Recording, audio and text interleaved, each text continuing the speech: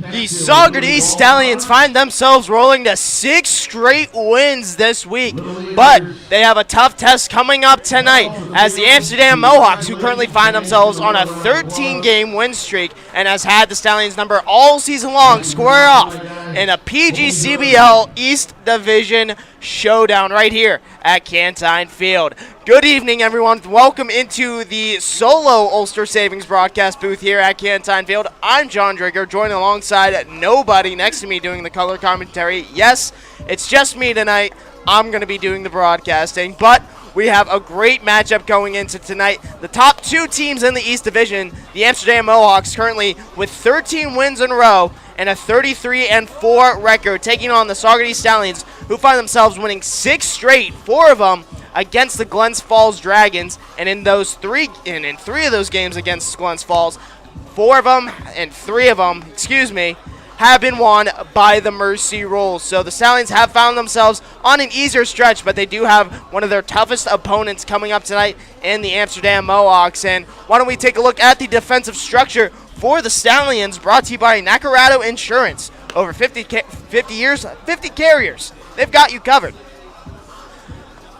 Behind the plate tonight for Saugerties will be the catcher from Marist in Nico Amory.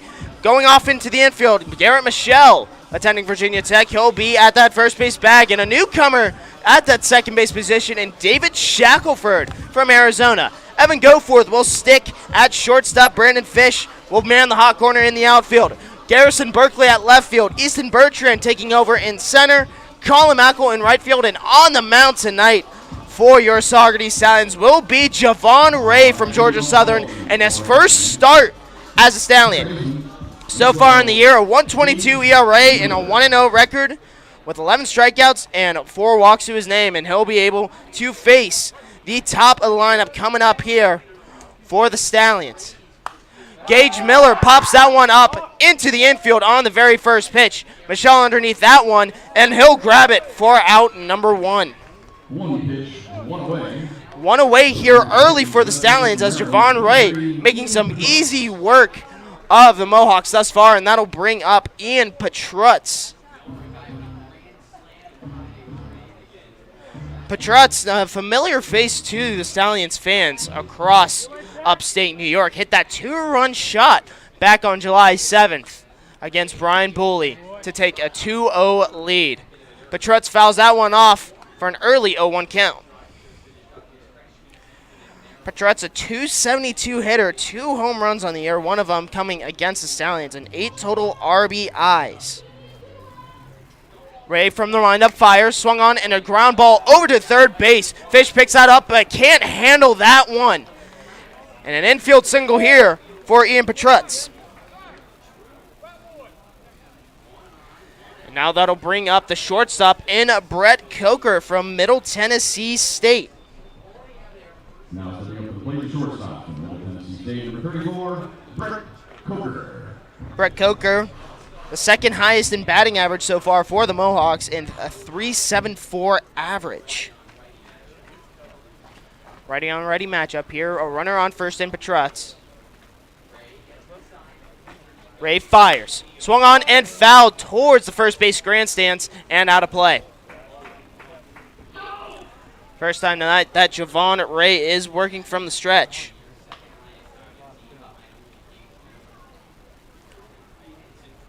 Pickoff attempt over to first will not be in time as Petrutz gets back. And this is something that you've seen from the Stallions earlier on in that Glens Falls game, having a hold on those first base runners. The 0-1 dribbling over to shortstop. Goforth can't handle that one as it pops out of his glove, and everyone will be safe here. An opportunity for Evan Goforth to get something and get Ray out of the inning, 1-2-3, but now 2 runners on for the Mohawks. And that looks like it will be ruled an E6 on Goforth. Not how you want to start out as a shortstop. His second straight game with an error in the top of the first. Now Cade Bush, the first baseman, stepping up from Florida State. Bush sends that one over and caught by Michelle. Garrett Michaud making the lunging grab, and 2 away here for the Stallions. And we got 2. My, oh my, Garrett Michaud was prepared for that one. Now that'll bring up a new player that has yet to play against the Stallions in Briggs Rudder, the extra hitter from Middle Tennessee State.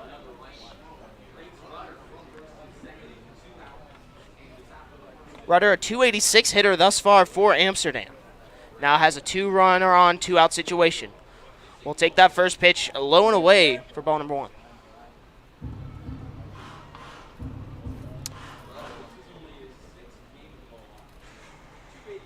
Rudder, a 311 hitter with the Blue Raiders at Middle Tennessee State. Ray with the 1-0. Swung on and missed for strike 1. Count now sitting even.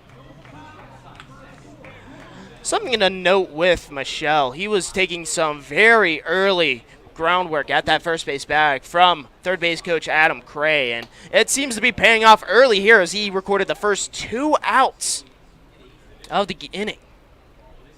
The 1-1 from Way popped up over the first base grandstands and out of the yard, and now Rudder is in a 1-2 hole here.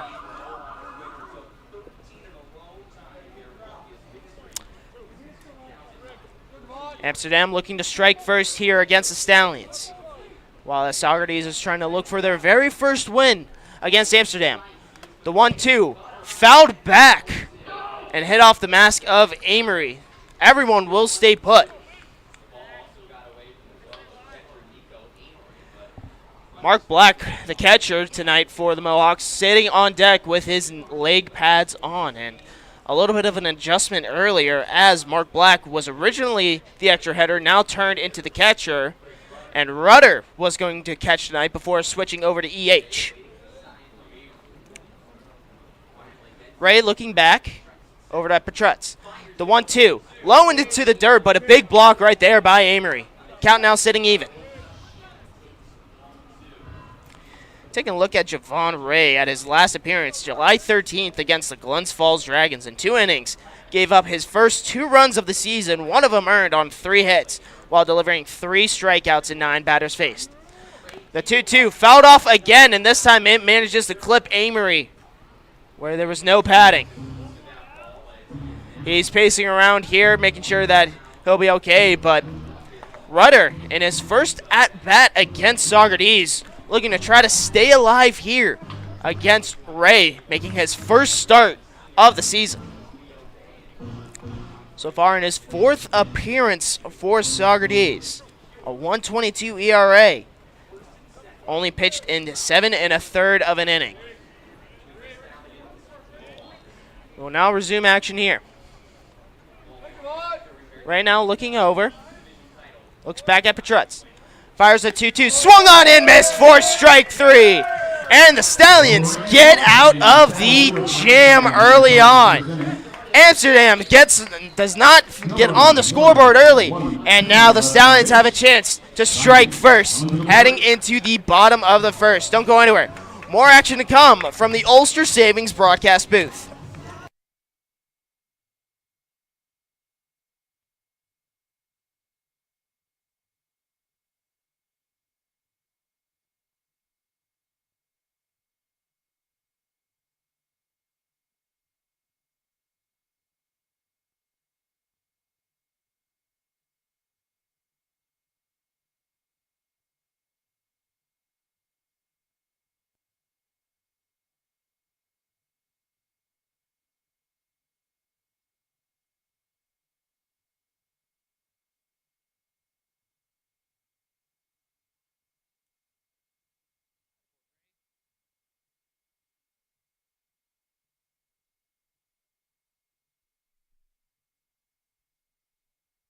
Welcome back to Canton Field here. Nothing with the Saugerties Stallions coming up to bat. And why don't we take a look at the batting order brought to you by Amatech, supplier to military and aerospace. Leading off will be the second baseman and David Shackelford, followed by Evan Goforth at shortstop. Brandon Fish will be in that third slot. He'll be at the hot corner. Garrison Berkeley cleaning things up, followed by Garrett Michaud hitting fifth. Easton Bertrand will hit number 6.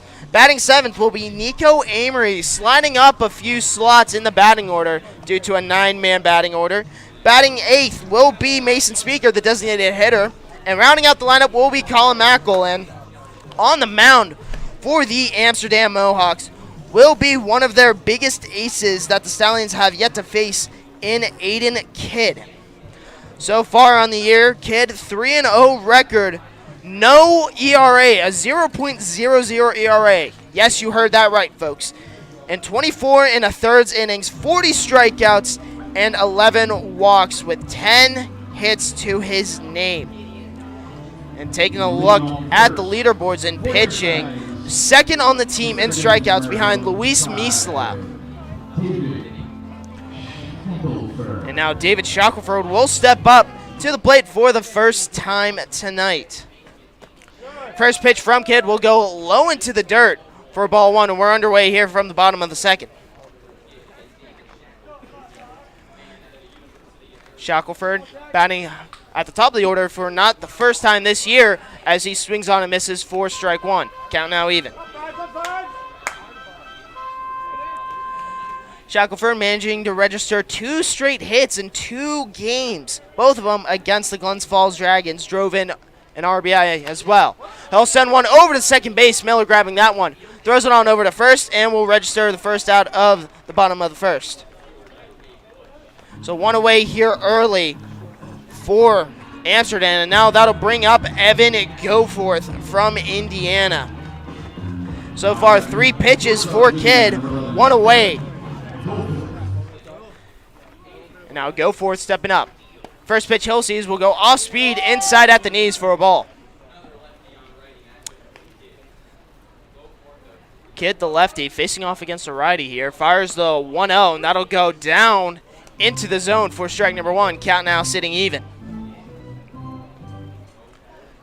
Goforth had that early error back on the mishandle on the ground ball by Coker.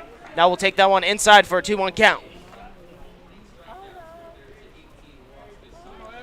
Kidd now stepping off the rubber here. Goforth will take the 2-1 low and inside for a 3-1 count now. And Kidd could face off with a runner-on situation if he does not pitch this next one carefully. Goforth last night, 2 of 4 at the plate with 1 strikeout. As he'll foul that one off towards the Amsterdam dugout. Count now sitting at 3-2. Early on, the Saugerties Stallions batters are trying to get out in front on Kidd. Here's the payoff pitch, well outside for ball 4, and a runner gets on for Saugerties, and that'll bring up one of the more dangerous hitters that the Stallions have to offer in Brandon Fish. And he's had quite a week leading up to this moment on here, and taking a look, it all stems back to that Glens Falls game. 6 straight multi-hit games from the third baseman out of UMass Lowell. Now with a runner on and no out. Kidd kicks and fires an off-speed pitch, low and away for ball 1.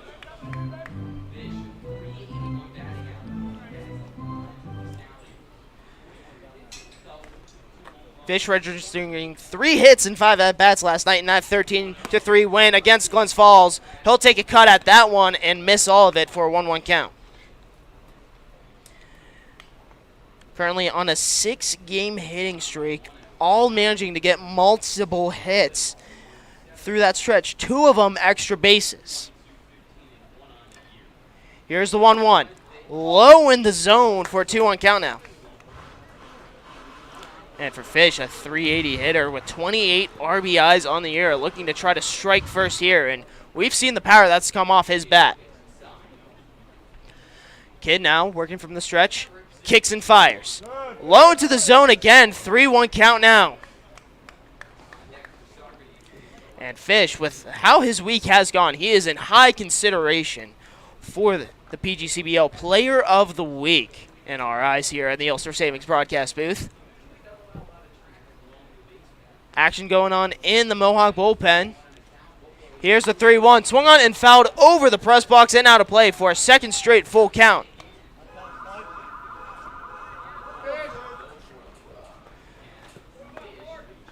Kidd in his last appearance against Glens Falls, registering 4 innings and only giving up 2 hits with no runs and 6 strikeouts. Here's the payoff pitch to Fish. That'll go low and inside for ball 4. The second straight walk that kid has thrown, and now runners on first and second with 1 out, and Garrison Berkeley stepping up to the plate. Berkeley, formerly attending TCU, now entering into the transfer portal, looking to make a name of himself with a coach in attendance from Gardner-Webb, the same university that the catcher for Amsterdam and Mark Black committed to earlier this summer.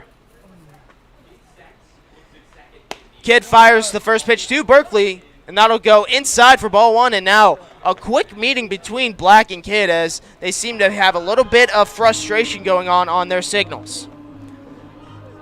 Seeming to be a good jump that the Stallions have against the Mohawks if they want to stretch this one out and take their first against Amsterdam.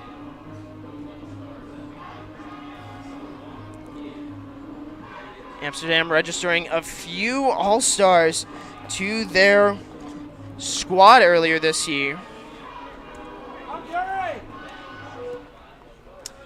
Compared to the Stallions 3, one of them on first base in Brandon Fish. We'll resume action here. The 1-0 from Kidd. Upstairs, right at head level with Berkeley, and now a 2-0 count here. Going back, we have to take a look at all of these. Aiden Kidd, one of the All-Stars here for Amsterdam, he taking the mound tonight. So Fish having a 1-0 advantage between the All-Star battle in the East Division. Kidd fakes the throw back to second, seeming a little bit threatened by Goforth, but will make a no throw. Count still sitting at 2-0. Berkeley, a .333 hitter, 23 RBIs on the year. Kidd fires, swung on and curving foul towards the Amsterdam bullpen. Count now sitting at 2-1.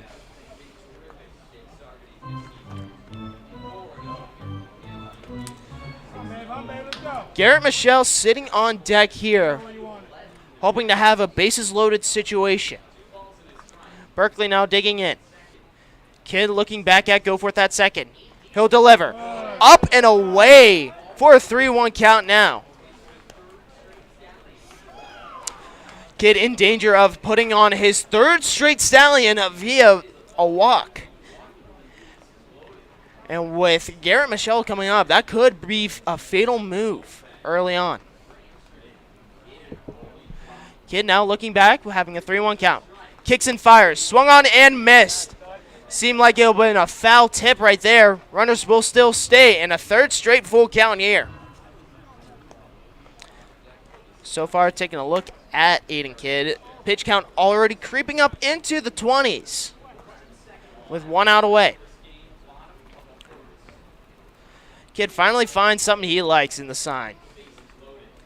Here's the payoff pitch. Swung on and a ground ball over to third. That'll get through for a base hit. Goforth rounding third, heading for home, and a misplay right there by Petrutz. Fish will take third, and going in sliding will be Berkeley for an RBI hit. 1-0 Stallions. Berkeley battles to the attack, single to the left side. Now will be ruled a single with an E7 marked onto it. 1-0 Stallions early on. And now Keith Griffin will head out to the mound to talk to his starting pitcher. And if you're a Stallion, you are excited. This is the start you've been getting on early on. And already with 1 out in the bottom of the 1st, Keith Griffin has to go out to talk to Kidd.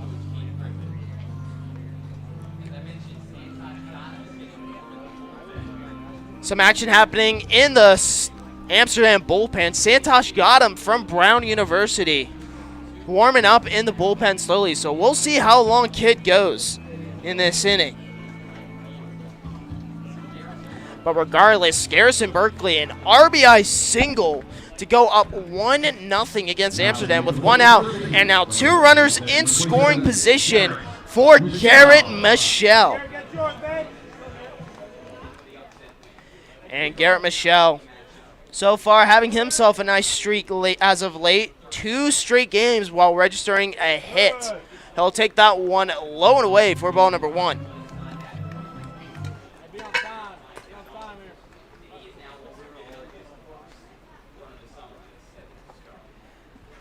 Michelle now working on in. Kid will fire, and that'll be an off-speed, well low and away for a 2-0 count now. And that is the very first run that Aiden Kidd has given up this summer, and it comes here at Canton Field in the bottom of the first.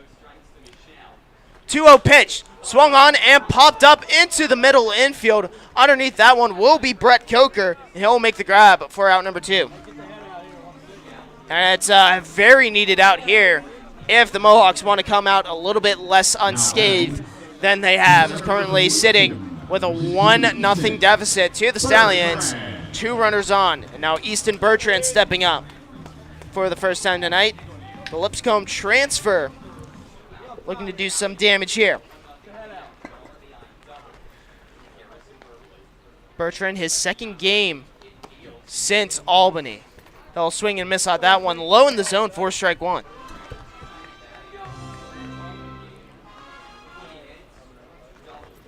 Bertrand playing in center field, a spot usually seen for Jelani Rogers. He's coming off a no-hit night as he'll foul that one down the third baseline and finds himself in a quick 0-2 hole. Back at Albany, he managed to register 3 hits on the night, driving in 1 run, but had to leave due to a hit to the head and exited the game to where Berkeley came in. Here's the 0-2 pitch, swung on and missed for strike 3, and that will end the inning, but not before the Stallions strike first in the bottom of the first inning to make it a 1-0 lead over the top team in the East Division. Don't go anywhere. More action to come from Canton Field after this.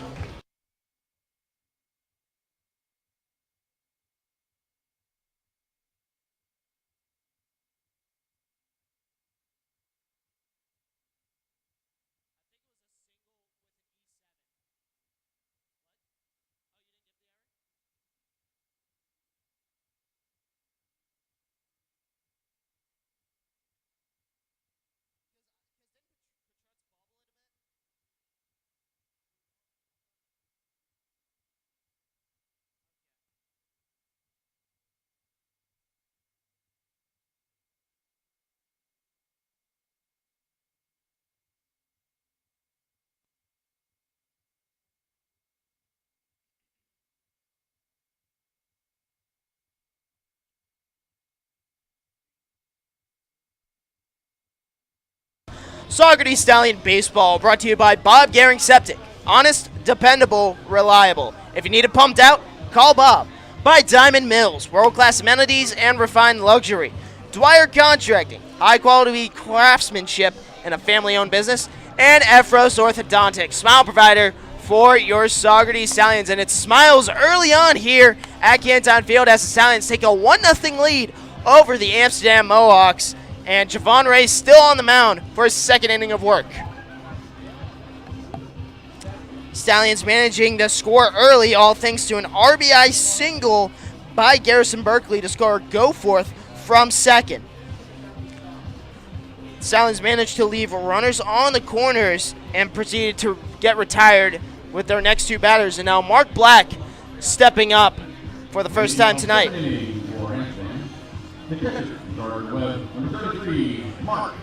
And now Ray will have to face 6, 7, and 8 coming up here for Amsterdam. Ray now kicking and firing the first pitch. Black sends that one into left field. Berkeley backtracking for that one, and he'll make the grab for out number 1. 1 away here early for the Stallions.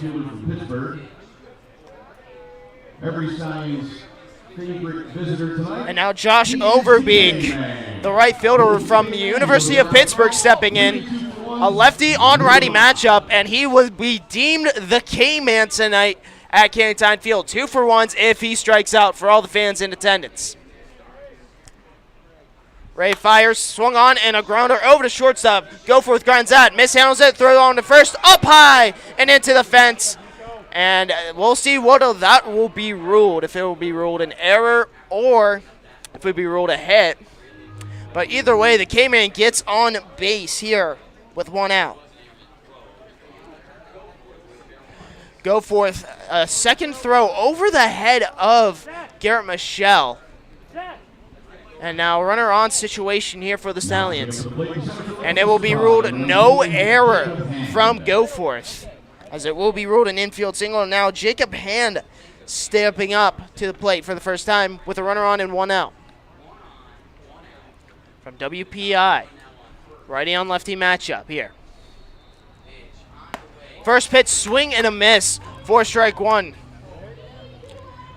And so far, Ray, his first 3 batters that he has faced in this top of the second have gone swinging at his very first pitch. We'll see if that continues with his fourth pitch here. Now working from the stretch. The runner goes in Overbeek. Called strike. The throw over will be called safe, as Goforth just missing the tag by a millisecond. Now a runner in scoring position here for Amsterdam, and an 0-2 count to Hand. Hand a 3.01 average, 3 home runs on the year, 2 of them coming against the Stallions all the way back to June 4th. Ray looking back at Overbeek. He'll kick and fire. Low into the dirt. Big block by Amory there. Count now sitting 1-2.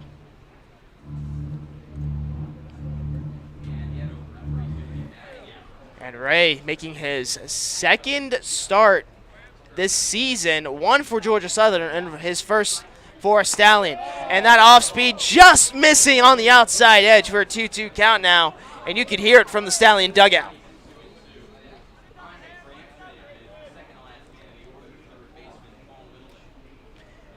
Hand striking out 25 times compared to 11 walks, and one of the more aggressive batters for Amsterdam. Here's a 2-2 driven into left field. Berkeley tracking that one, making the grab for out number 2. 2 away here for the Stallions, but a runner still staying on second. And now that'll bring up Paul Winland, the third baseman.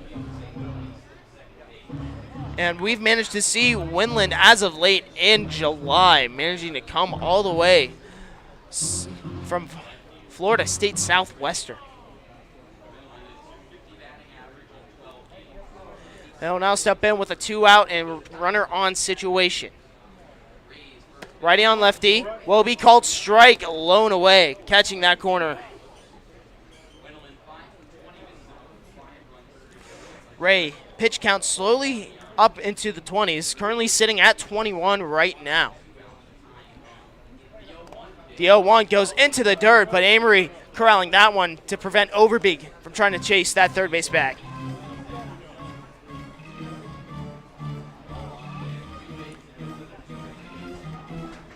Ray so far 11 strikeouts to his name. Already has 1 today, and that ended that top of the first frame with Briggs Rudder, who was the extra hitter today. Ray looks back, he fires. The 1-1 called strike on the off speed. Now a 1-2 count here, and Ray 1 strike away from getting out of the inning.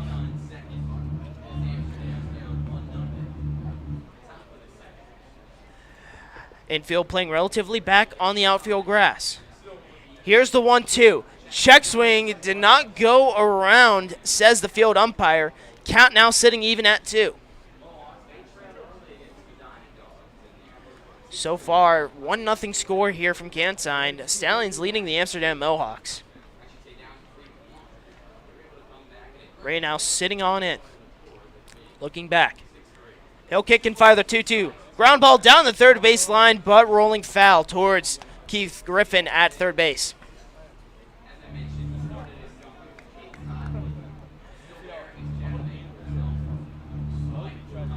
And Paul Wendland really trying to work up Ray's pitch count here, as a few arms are available for the Stallions tonight.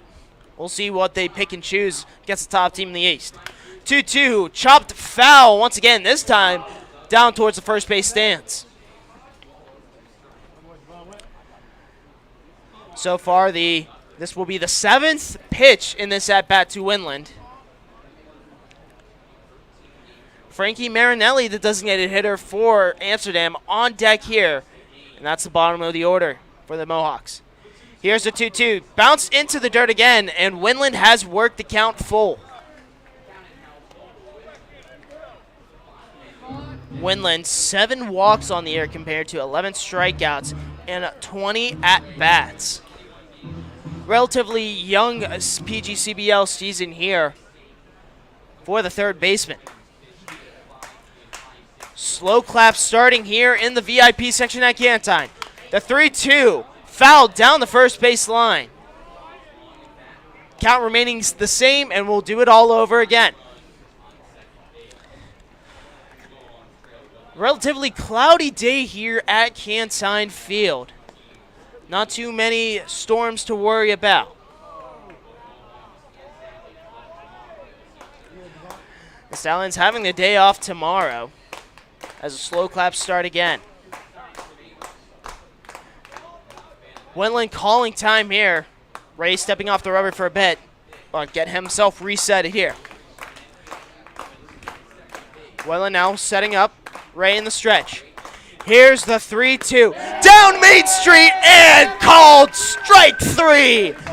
Ray rings him up to end the inning looking. And the Stallions still hold a 1-0 lead heading into the bottom of the second inning. Don't go anywhere. More baseball on the way from the Ulster Savings broadcast booth.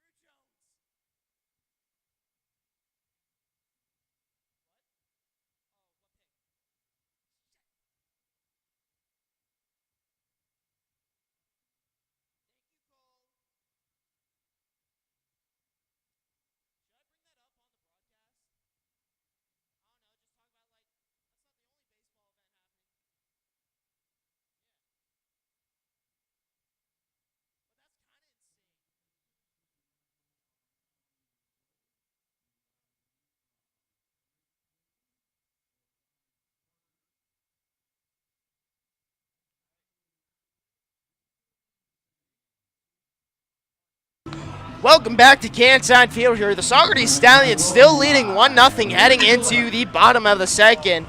And due up for Saugerties will be 7-8-9, the bottom of the order. Nico Amory stepping up for the first time tonight. And Nico Amory, one of the more patient batters that the Stallions have to face, and it could prove fruitful considering what Aiden Kidd did last inning. 2 walks to 1 strikeout in his first inning of work, as Amory will take that one in for strike number 1, and we're underway. Amory, a .222 hitter, 3 RBIs on the year. Amory rips that one deep into right field. Back at the warning track will be Overbeek, and he'll make the grab for out number 1.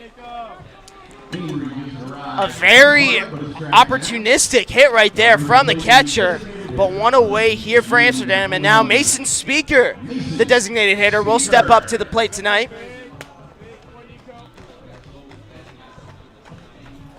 Speaker, a .179 hitter on the year. 14 walks to 11 strikeouts, only registering 7 hits on the year. He'll take that one inside and low for ball number 1.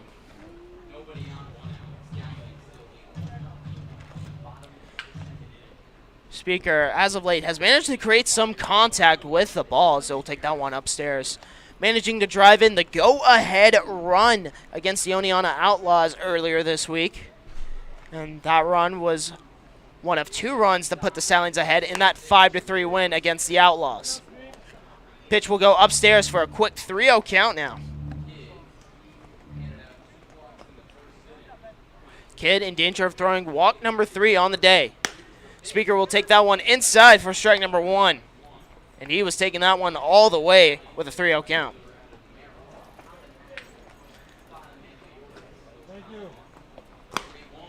Speaker swings and misses on that one for strike 2.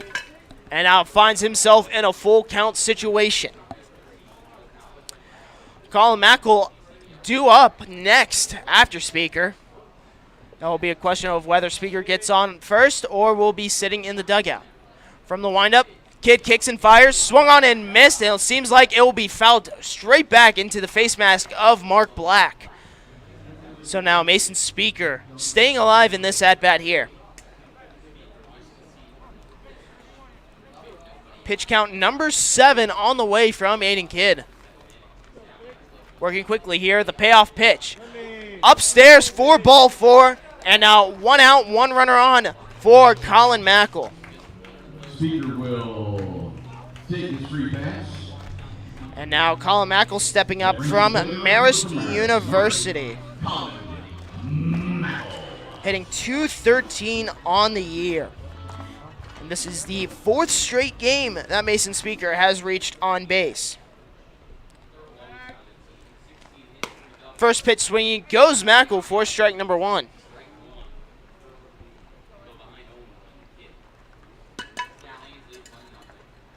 Speaker not taking too much of a hefty lead off that first base. Back, he'll slowly shut her way out. Mackle swings and misses for strike 2. So very aggressive at bat early on for the right fielder.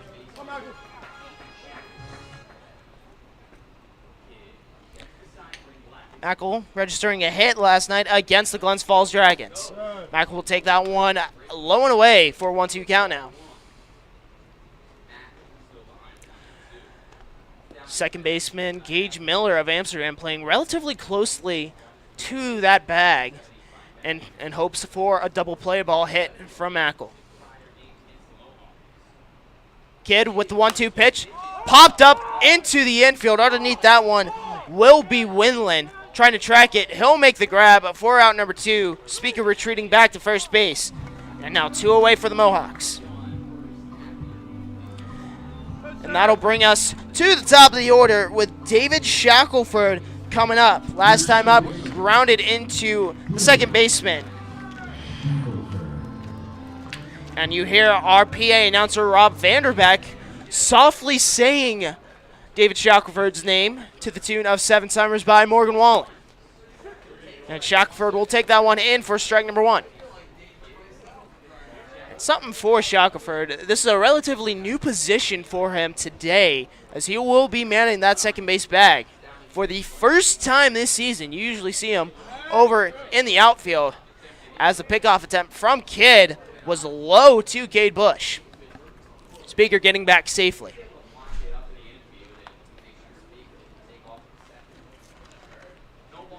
The 0-1 to Shackelford, swung on and missed for strike 2. And when Shackelford was taking some infield practice from Adam Cray, he mentioned how he was fortunate enough that his coach at Arizona was a middle infielder, so it really helped him out, and it could be a new secondary position for Shackelford. The 0-2 from Kidd, swung on and driven over to second base, and what a grab right there by Gage Miller, and that will end the inning. But the Stallions still hold a 1-0 lead heading into the top of the 3rd inning. Don't go anywhere. More Saugerties Stallion baseball is on the way after this.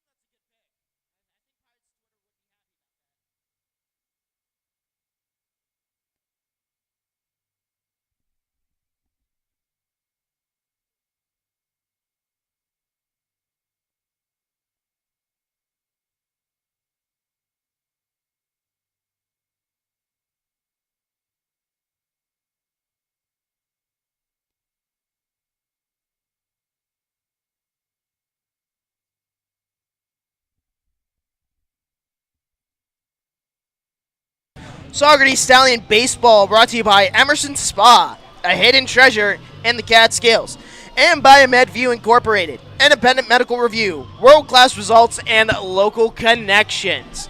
And right now, the Stallions have a local connection to the community as they now find themselves up 1-0 to the East Division leading Amsterdam Mohawks. Heading into the top of the third, Javon Way still on the mound for the Stallions. Now Frankie Marinelli stepping up for the first time tonight. First pitch swing goes Marinelli. It's a comebacker over to Ray. He'll flip it to Michelle at first for the very first out of the inning. So one away early for Javon Ray. That's the third straight first pitch out he's gotten in this game today. And now we head back to the top of the order with Gage Miller stepping up.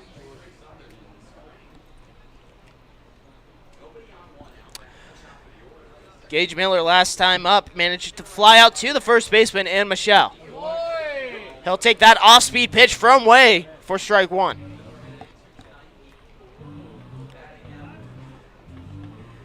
Miller a .403 batting average with 7 home runs on the year. We'll take that one well low for ball number one. And one of those home runs happened to come not too long ago. A grand slam against the Mohawk Valley Diamond Dogs, helping out the Stallions try to secure second place as he'll rope that one into right field for a base hit. Miller gets on base, and now 1 out, 1 on here for Ian Petrutz. Now batting left fielder, Ian Petrutz. And now this is another opportunity for the Mohawks. The third straight 1 out, 1 on batter that the Mohawks have had tonight. Right now, working for the stretch, he'll fire. That'll go inside. Petrutz holding back his swing for a 1-0 count. And going back to the East Division standings, the Stallions trying to secure that second place spot with Mohawk Valley only 2 games behind the Stallions. The pickoff attempt from Ray not in time as Miller gets back sliding.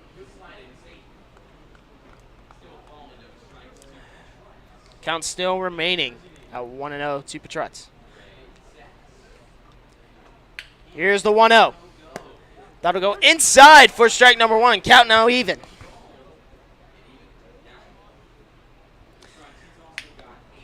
So far, Petrutz managing to go 1 for 1 right now with a single all the way back in the first inning. Got stranded at second on an E6 that advanced Coker to first. Ray gets him missing on the missed time right there for a 1-2 count now. Well done by the young man from Georgia Southern. Ray looking to find his third punch out of the night. Miller leading off. Pickoff attempt and called safe right there by the field umpire, and Ray a little bit appalled by that one. A very close bang-bang play right there from Michelle. The Stallions dugout thought he got him, but alas, will still remain a 1-2 count here to Petrutz. Here's the pitch from Ray. Swung on and missed, bounced into the dirt. And that'll be 2 away now for the Stallions as Ray rings up his third Mohawk of the night, but Miller will advance to second. And now that'll bring out Brett Coker, still looking for a hit number 1 on the night. Nico Emery thought about throwing the ball over to first, but he did not. He threw it back to Ray, and now 2 away here with the runner in scoring position for the shortstop. Coker sends one over to the shortstop. Goforth picks that one, throws over to first, and will get him in time for out number 3, and that one will end the inning. A single for the Mohawks leaves them stranded on second, as now the Stallions go to the bottom of the third with a 1-0 lead from Cantine Field. Don't go anywhere. More baseball on its way from the Ulster Savings broadcast booth.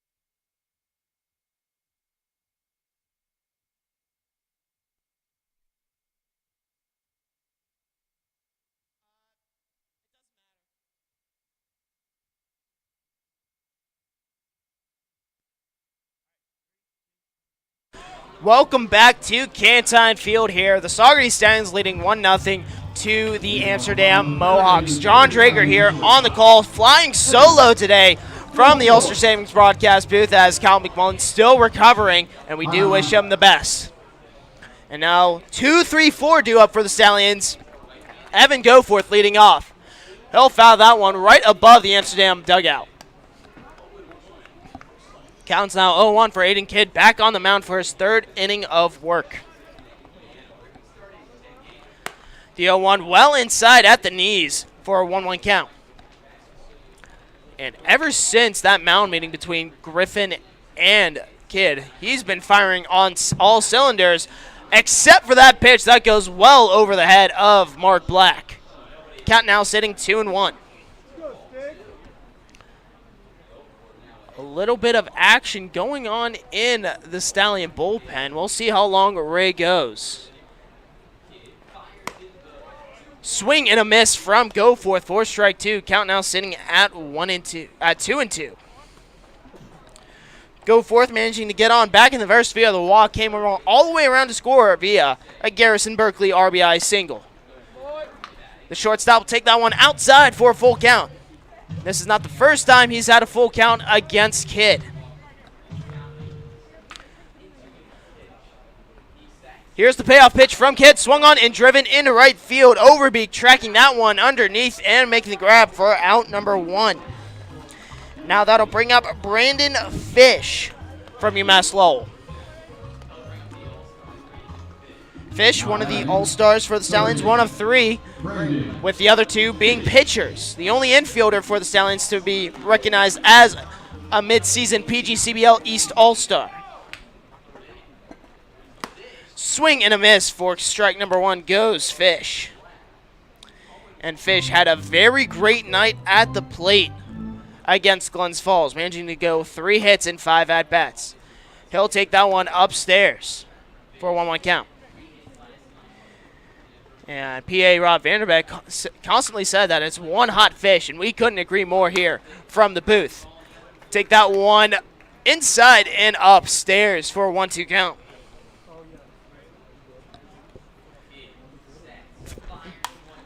Kidd working quickly, and Fish popping that one foul over the press box and out of play. We'll do it all over again. Fish so far 2 home runs on the year. One of them coming against the Dutchman, the other one against Oneonta. Kidd kicks and fires the 1-2 upstairs and well away for an even count at 2-2.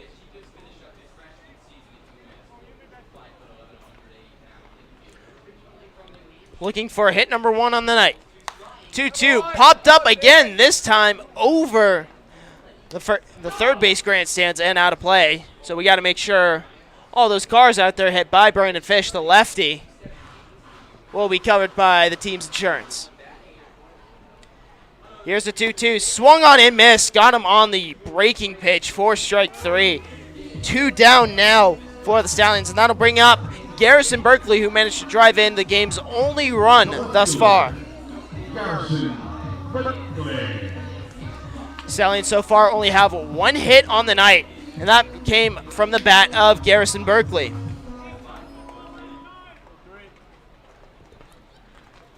First pitch Berkeley sees, he'll foul that one down the third base line towards the fence.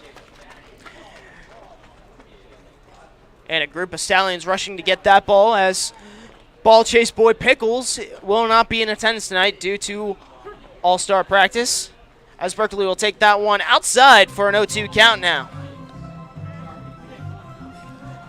Berkeley in the midst of a 4-game hit streak, 3 hits last night against the Glens Falls Dragons, only driving in a 1, and that was on a triple. Berkeley pops that one up towards the first base grandstand. Bush able to get underneath that and grab it for out number 3. 3 up, 3 down here for the Stallions, but they still hold a 1-0 lead after 3 innings. Don't go anywhere. More action to come from the Ulster Savings broadcast booth.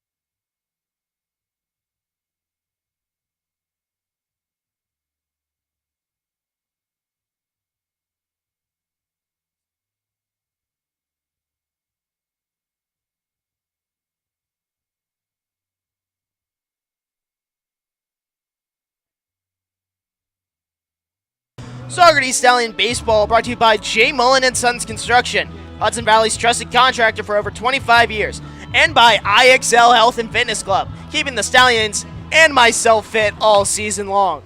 To the top of the fourth we go, a 1-0 lead still holding for the Stallions with Javon Ray taking the mound for his fourth inning of work.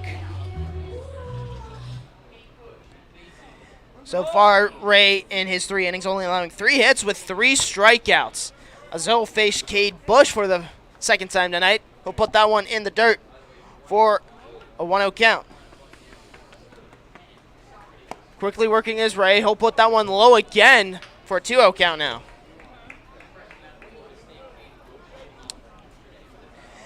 Cade Bush last time came up, flew out to Garrett Michelle on a line drive and a lunging grab with 2 runners on. And now in a 3-0 count now for Ray.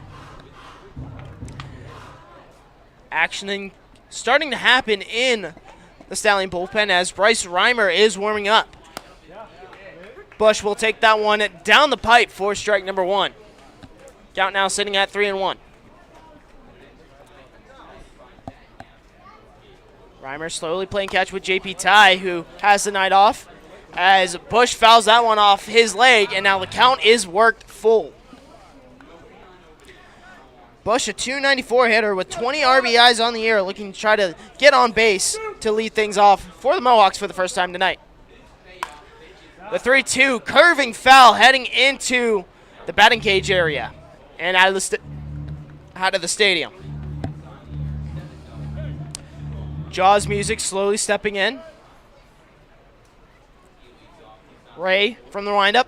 He'll fire. Swung on and driven into right field. Colin Mackel hustling to it, and he'll make the grab for out number 1. Some great hustle right there from Colin Mackel as he lost his hat for a split second. And now 1 away here for the Mohawks, and that'll bring up the extra hitter in Briggs Rudder. So far, 0 of 1 on the night with a strikeout to his name. Still trying to look for his first hit against the Stallions. So he'll take that one well inside for ball 1. And it seems like Rudder kind of lost his bat for a second, trying to mess around and try to go through his motions. The 0-1 from Ray. Swung on and fouled off the leg of Rudder. Count now sitting even.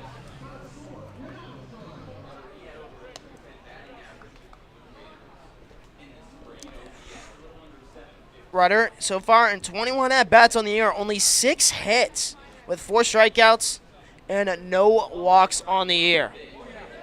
Ray trying to get him on the check swing. The field umpire waves him off. Now it's a 2-1 count.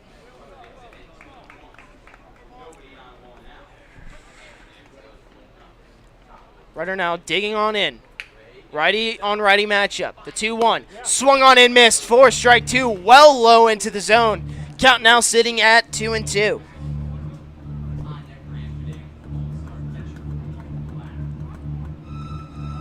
Ray now settling in. Here's the 2-2 from Ray. Swing and a miss for strike 3. And Rudder gets sat down for the second time tonight. 2 away here for the Stallions. This time, no one on base. And now that'll bring up the catcher in Mark Black. So far, 0-1 on the night with a fly out to Garrison Berkeley to lead off that second inning.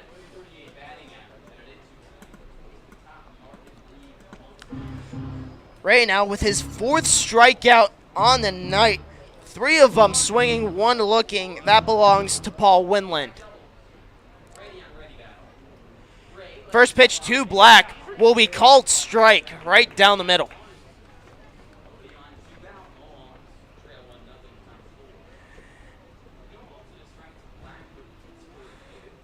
Black, a .337 hitter, will swing and miss out that one and finds himself in an 0-2 hole. Mark Black, originally attending Wake Forest University, now taking his talents to Gardner-Webb, the running Bulldogs, and one of the scouts here for Gardner-Webb is here tonight, taking a look at some of the Stallions and Mohawks in the transfer portal. Ray with the 0-2, low and away for a 1-2 count now. And some of the Stallions in the transfer war, some notable names like Ryan Parker, he's in there. Tyler Kennedy finding himself in there as well, along with David Shackelford and a few others. The 1-2 to Ray. We'll go low in the zone again. Count now sitting even. And a few Stallions earlier in the year managing to get into the transfer portal, but finding their way to a new home, with Jake Colcourse going to Blinn Community College and Kip Fugers going to Evansville in Indiana. 2-2 low into the dirt again, and now the count has been worked full. Josh Overbeek now sitting on depth. Tonight's K-Man so far managing to get on via a single, one of the Mohawks' 3 hits on the night. The 3-2 swung on and chopper over to third, and that will be ruled a fair ball. The throw over to first will be in time. Da-na-na-na-na-na. Sports Center top 10 play from Brandon Fish, and the Stallions get out of the inning 1-2-3. To the bottom of the 4th we go. The Stallions holding on to a 1-0 lead. Don't go anywhere. More Stallion baseball on the way from the Ulster Savings broadcast booth.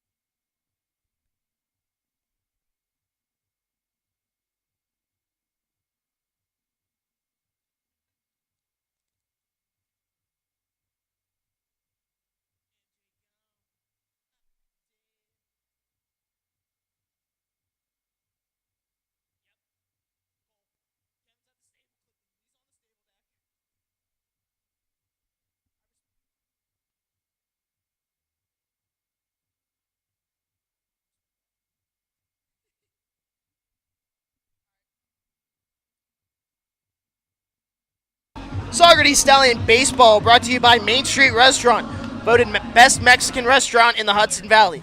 Senator Michelle Hinchy, she represents you, and by the Jolly Cow in Lake Katrine, because everybody loves ice cream. And the East Division is loving that the Stallions are up 1-0 against the Amsterdam Mohawks, with Garrett Michelle leading off in the bottom of the 4th. Aiden Kidd still on the mound here for Amsterdam. First pitch, Michelle rocks it over the head of Cade Bush, and he'll get on via a leadoff single on the very first pitch.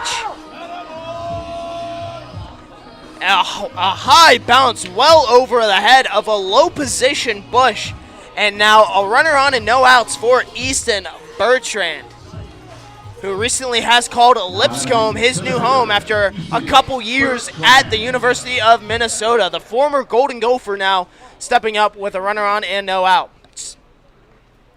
First pitch he'll see will go inside for ball number 1. Last time up for Bertrand, managing to go down, swinging on strikes 3 straight times. Again, now looking over at first, will fire. Swung on and driven down the left field line, but hooking foul.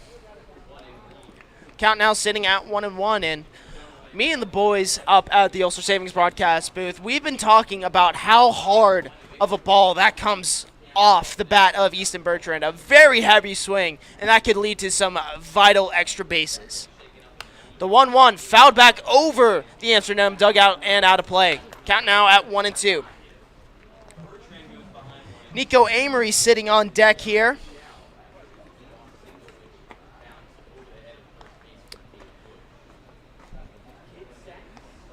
Here's the 1-2 from Kidd.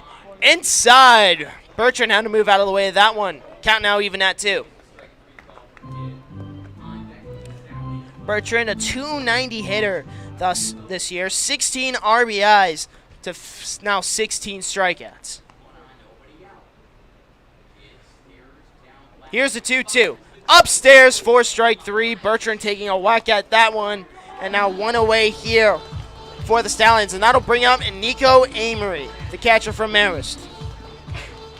So far, flew out to the right field where Josh Overbeek took that one, but it was a very promising crack of the bat for the catcher as that ball was carrying all the way to the warning track.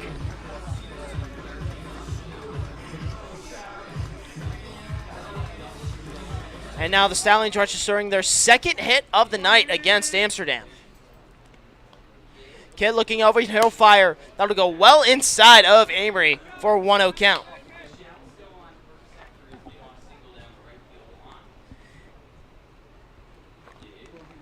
Amory now stepping on in. Michelle, a hefty lead off that first base bag.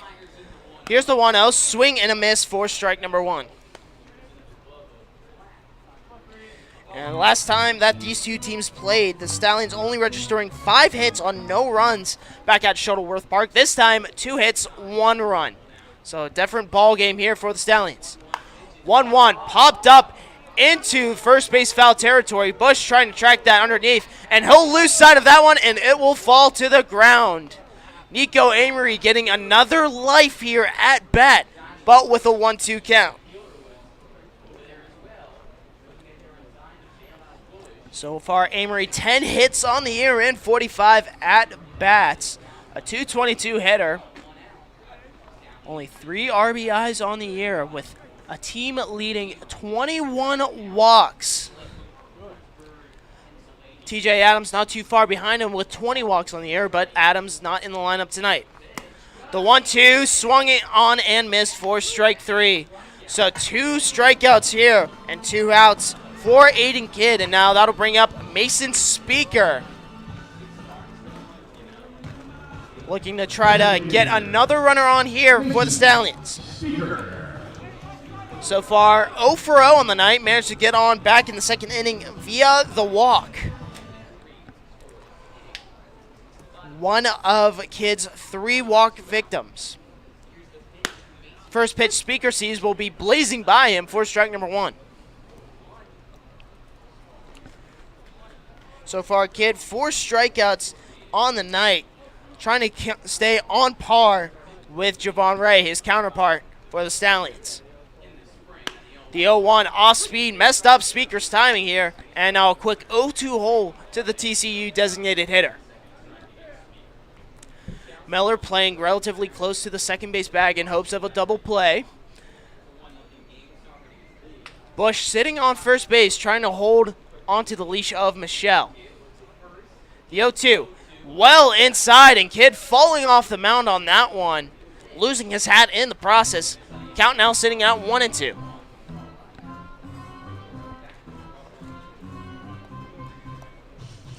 So far, this is the only game happening between East Division teams. The other 2 games, one of them finalizing just recently, all happening in the West Division. The 1-2 low and inside, count now sitting at 2. So far for Kidd, his pitch count slowly creeping up into the 75 pitch area. So a little bit of concern here for how long Kidd will go in this game. Here's a 2-2. Swung on and missed for strike 3, and that will end the inning. After a leadoff single from Garrett Michelle, Aiden Kidd comes back and retires the side, all via the strikeout. Don't go anywhere. The Stallions still hold to a 1-0 lead heading into the top of the 5th. And more action to come from the Ulster Savings broadcast booth.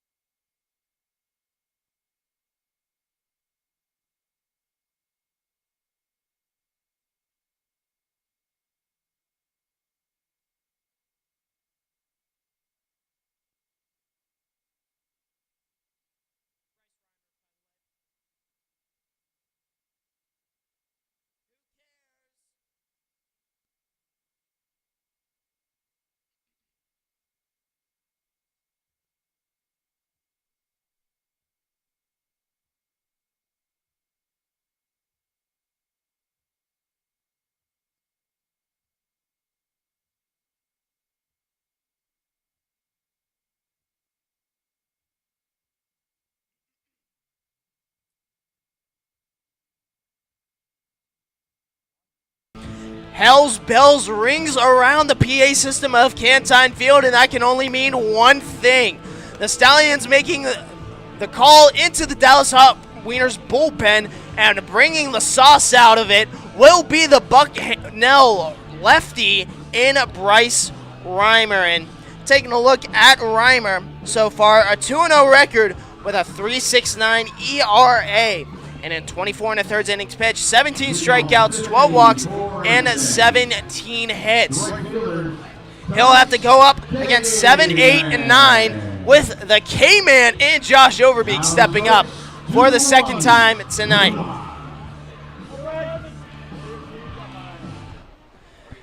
And now Reimer settling in and ready to go here. He'll fire to Overbeek. He'll go swinging, and that'll go under the glove of Brandon Fish for a base hit. Overbeek looking to 2, and the throw will be there for a lead-off double for Josh Overbeek, his second hit of the night. And now the K-Man 0 for 2 on striking out. And now Bryce Reimer giving up a leadoff double on the very first pitch. And now Jake Hand from WPI now with a no-one-out, runner-on situation.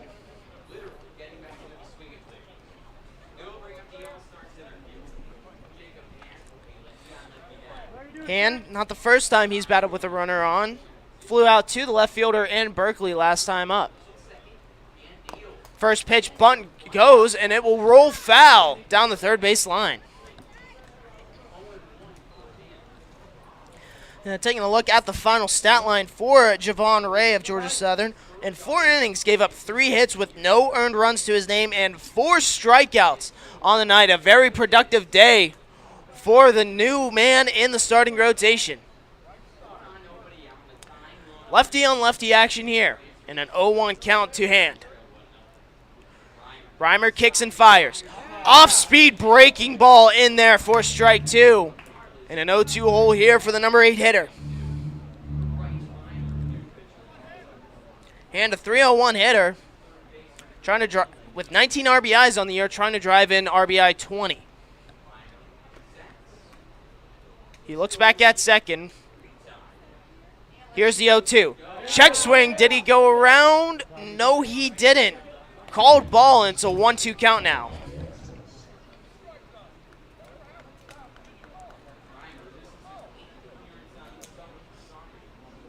Paul Winland on deck here for Amsterdam. 1-2 count here to Hand. Here's the pitch from Reimer.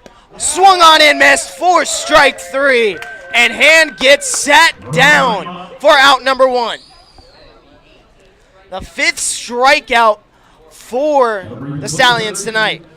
And for Reimer's 18th of the year. And now Paul Winland stepping up. One of Ray's 4 strikeout victims early on, the only one to go down looking. Overbeek still on second base here after that leadoff double. Reimer steps off, and Overbeek will retreat back to second base. Last appearance for Reimer, you have to go all the way back to July 12th against the Albany Dutchmen in that 8-7 victory. Winland fouls that one off home plate, and an 0-1 count to him. For Reimer in 3 2/3 innings, only giving up 2 earned runs with 6 hits, 4 walks, and 1 strikeout. So a little bit of a tough night at Keene Holtz Park for Bryce Reimer, and that was his first start on opposition field, managing to have 2 starts this year, now coming back out of the bullpen. Reimer looks back at second. He'll fire the 0-1. Upstairs for an even count now. And his other start against the Utica Blue Sox in that 1-1 tie back here at Cantine Field. 6 innings, only allowing 1 hit with no earned runs and 4 strikeouts. That hit managing to come on an infield bunt single to lead off the 6th. Here's the 1-1. Outside for a 2-1 count now. And that infield bunt single was off the very first batter that Reimer had faced that day. And the opportunity to try to win a ball game in a 0-0 gridlock in that top of the 6th. Here's a 2-1 to Winland. Swung on and missed for strike 2. Count now sitting even at 2-2. Winland in danger of striking out for the second time tonight. Frankie Marinelli on deck here for the Mohawks. Reimer now getting his read. He looks back at second. He'll kick and fire. Off speed outside, and the count is worked full.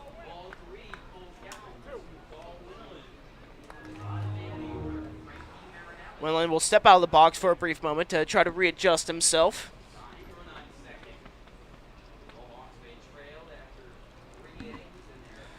Reimer now setting up in his stretch. Infield playing back on the outfield grass. Here's the payoff pitch. Swung on and driven into shallow center field for a base hit. Overbeek will hold up at third, and Winland will put runners on the corners. And now that'll bring up the bottom of the lineup and Frankie Marinelli.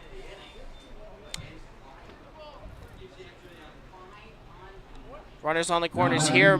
Winland on first, Overbeek at third. We'll see how aggressive the Mohawks get here in stealing bases on Amory. Saugerties still leading 1-0 here. Amsterdam threatening to tie the game up.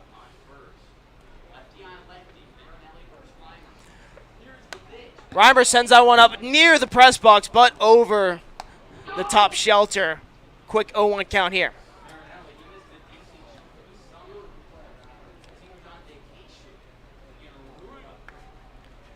Marinelli now digging on in to the batter's box here. Working in the stretch goes Reimer. Looking over to first. He'll deal that one upstairs. And a missed opportunity. And that will be ruled a foul ball as it hits off the bat of Marinelli. And the field umpire will indeed call it a foul ball as it goes over the head. And Keith Griffin in disbelief. Marinelli seeming a little bit confused as he'll trot back into the box now with an 0-1 count. The Mohawk dugout can't believe it. The Stallions having a life here. We'll see if Reimer, with this extra life here, can punch out Marinelli. Here's the 0-2. Down Main Street for strike 3. 2 away here for the Stallions. We got 2. And now the top of the order coming up here in Gage Miller. That'll bring to the plate second Gage Miller. So far, Miller getting on once via a single back in the top of the third. The only hit for the Mohawks in that top third frame. First pitch to Miller. Off speed, up and away for ball number 1. Mohawks still threatening to score here with runners on the corners. Overbeek on third, Winland at first. Michelle standing at that first base bag, trying to hold the leash of Winland. Reimer looks over at first. He'll kick and fire. Swung on and fouled back into the backstop. Count now sitting even.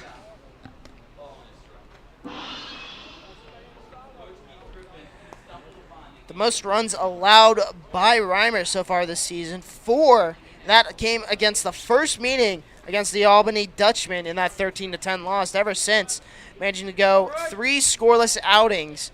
The most recent one against the Utica Blue Sox back on July 6th. Here's the 1-1 outside for a 2-1 count now. The lights slowly coming on here at Canton Field, and when the lights go out, you can call our friends at Richards Electric.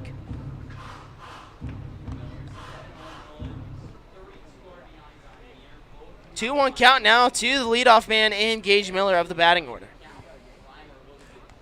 Reimer fires, swung on and driven into left field.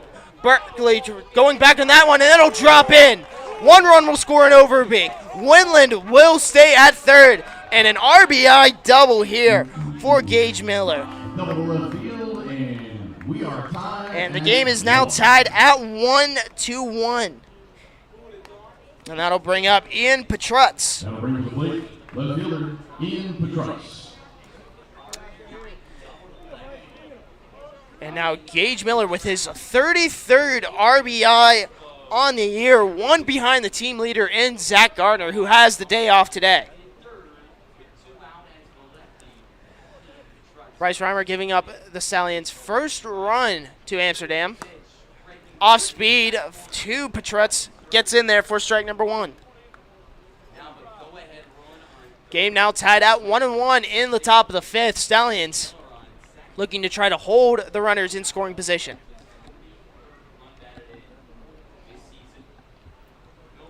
Here's the 0-1 from Reimer. Swung on and is fouled back into the mask of the umpire. Hopefully he's okay there.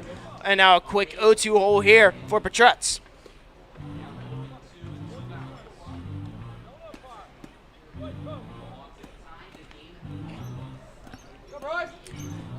Some action going on in the Amsterdam bullpen. We're not entirely sure if Kidd will return or not, but we'll keep a close eye onto it.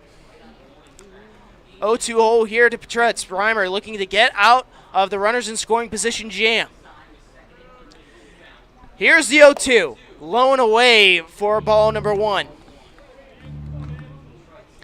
Petrutz, a .272 hitter with 2 home runs and 8 RBIs. One of those home runs, a 2-run shot over the right field wall back at Shuttleworth Park July 7th. Reimer kicks and fires. Swung on and fouled over the grandstand end behind home plate and out of play. And this is a little bit of a different ballpark here for the Amsterdam Mohawks, as down the lines, it's both 330. A 50-foot difference compared to the 280 left field and right field lines that they have back at Shuttleworth. Here's the 1-2. Swung on and popped up into foul territory. A gaggle of Stallions rustling for that one, but Michelle cannot make the catch in foul territory. And Petrutz stays alive in this at-bat.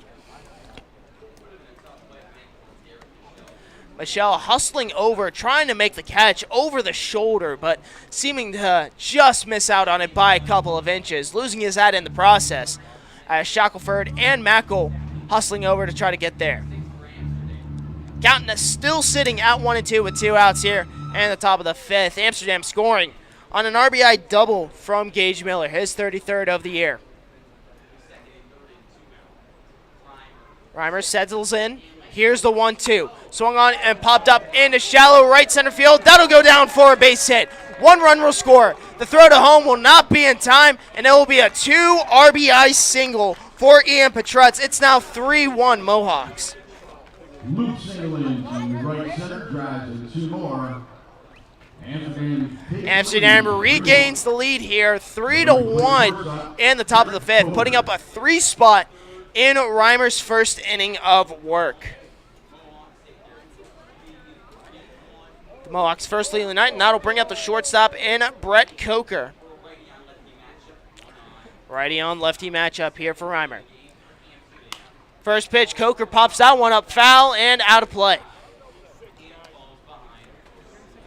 So the Stallions, after leading 1-0 after the bottom of the first inning, have now found themselves down 3-1 with a snap of the finger.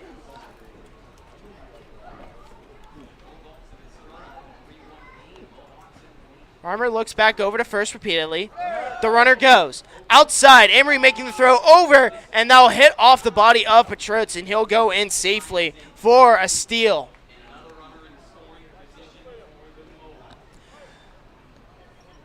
Amsterdam now has a runner in scoring position for Coker.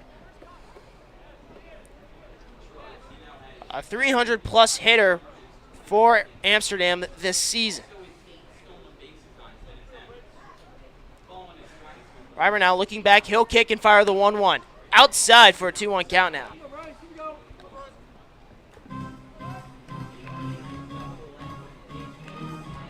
And it looks like some movement happening in the Stallion bullpen already, as Reimer has given up 3 runs in the top of the 5th. The 2-1 from Reimer. It's driven into right field. Mackel tracking that one underneath. He'll make the grab, and that'll be the final out of the inning. But Amsterdam Mohawks clock in 3 runs to take a 3-1 lead here at Canton Field. Don't go anywhere. The Stallions come off to bat next after this.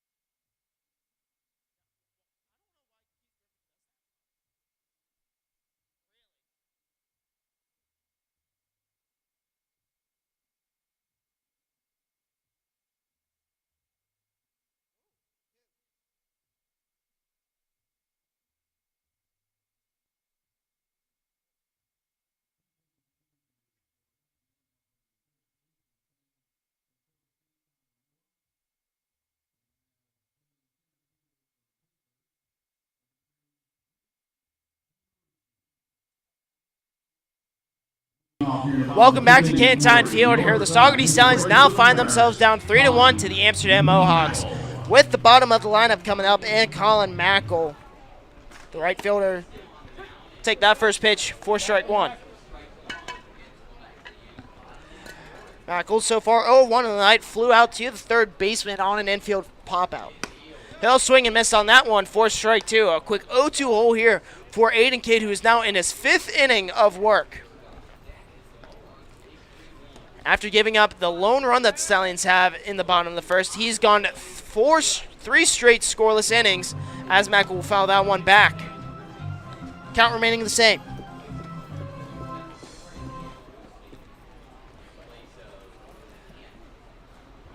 Kidd kicks and fires.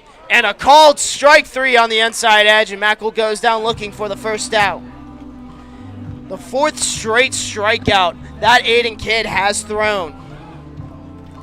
And now we'll head back to the top of the lineup with the second baseman in David Shackelford. So far, Shackelford 0-2 on the night with a groundout and a flyout, and Kidd fires that one in for strike number 1. Action going on in the Amsterdam bullpen. It's Santosh got him from Brown. The 0-1 fouled back over the grandstand and out of play. And something to note, the Stallions had a 1-0 lead heading into the top of the 5th before Bryce Reimer comes in and gives up 3 runs on 4 hits. Here's the 0-2. Low and away for a 1-2 count now.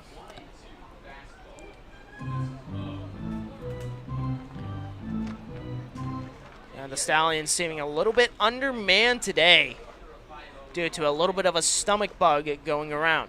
Here's the 1-2. Fouled back into the backstop. Count remaining the same. And a little bit of a bug going around, but the Stallions holding on and trying to prevail. And in the midst of that bug, 6 straight wins.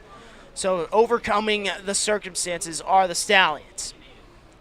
The 1-2 from Kidd. Low into the dirt again. Count now even at 2-2. And some defensive changes here for the Mohawks. Connor Moore taking place of Paul Winland at third, and Nick Giamarusti taking over center field from Jacob Hand. 2-2. Popped up into the infield. Black trying to track that one. And he'll drop it in foul territory. So Shackelford gaining an extra life here in the at-bat, but it's still a 2-2 count. And taking a look at the at-bats for the two replacements here. Jacob Hand 0 for 2 on the night. Shackelford will take that one on the foot, and he will be awarded first base. And a hit by pitch here for Aiden Kidd, and now that'll bring up the shortstop in, Evan Goforth. Now stepping into the plate, shortstop, Evan Goforth. Stallions looking for their third hit of the night. They got their last hit in the last inning thanks to a leadoff single by Garrett Michelle. Goforth will take that low and inside for ball one. First time Shackelford has reached base tonight on the hit by pitch variety. Here's the 1-0 to Goforth. He'll foul that one over the grandstand and out of play. So far, Goforth 0-1 with a flyout to right field back in the third inning, but managed to get on via the walk, and it is the Stallions' only run to come across home plate today. Day slowly turning in tonight here. Here's the 1-1 from Kidd. That'll go upstairs for a 2-1 count.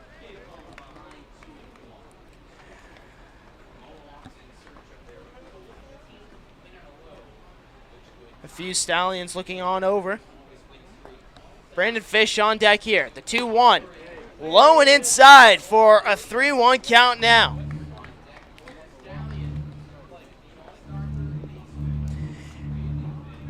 And Kidd in danger of walking his fourth batter on the night. So far has 6 strikeouts. Had a streak of 4 batters he put down via the strikeout before that hit by pitch, as Goforth fouls that one off back for a full count.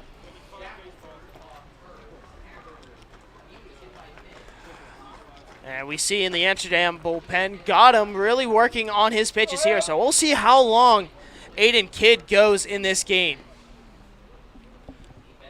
So far working in his 4th and 2/3 of an inning. A slow roller over to second base. That will advance Shackelford to second, but Goforth gets out on the ground ball. And now that'll bring out Brandon Fish here with a runner in scoring position.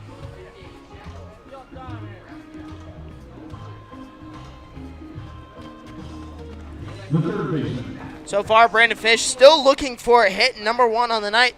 Has walked again, has a walk back in the first, and struck out swinging back in the third. Fish in danger of losing his 6-game hitting streak. In all of those 6 games, all of them multiple hits, with the most highest being 3 on one night. That came last night against the Glens Falls Dragons.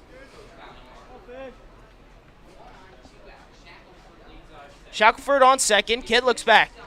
First pitch to Fish will be in for strike number 1. Lefty on lefty matchup here for Fish. Count now sitting 0-1. Fish, a .380 hitter with 28 RBIs on the year.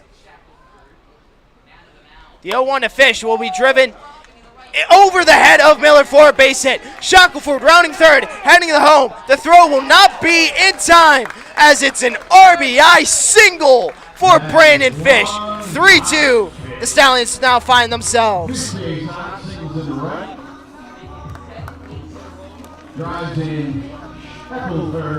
And now David Shackelford coming all the way around to score, and some 2-out magic slowly coming out here for the Saugerties Stallions, as Keith Griffin will make a call to the bullpen, as Aiden Kidd's day will be done after 4 2/3 innings. Who's coming out of the bullpen? You'll find out after the break.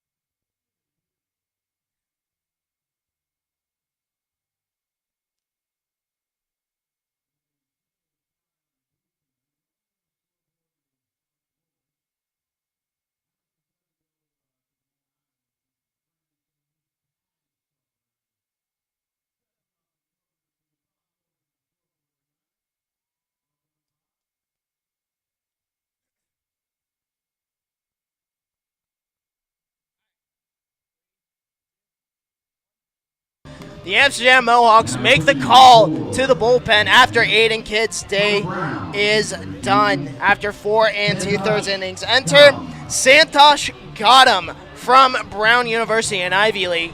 1-0 on the year with a .84 ERA.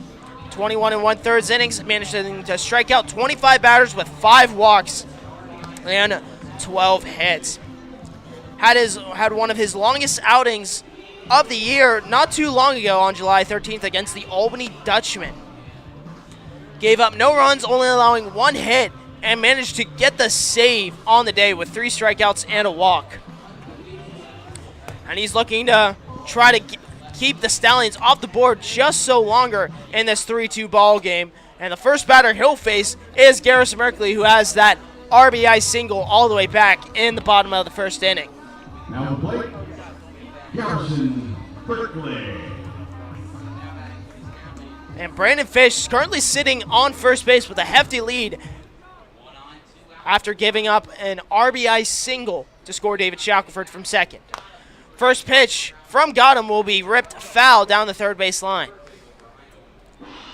And taking a look at the final line for Aiden Kidd, 4 2/3 with 3 hits, 2 earned runs. The first runs he's given up all summer long here in the PGCBL, with 3 walks and 6 strikeouts. Got him from the stretch. He'll fire the 1-0 and a ripper over to third base. Making the grab is Connor Moore, and he'll throw it on over to second for the final out of the inning. But not before the Stallions tack on another run to make this a 3-2 deficit against the Amsterdam Mohawks. Don't go anywhere. More action to come from the Ulster Savings broadcast booth.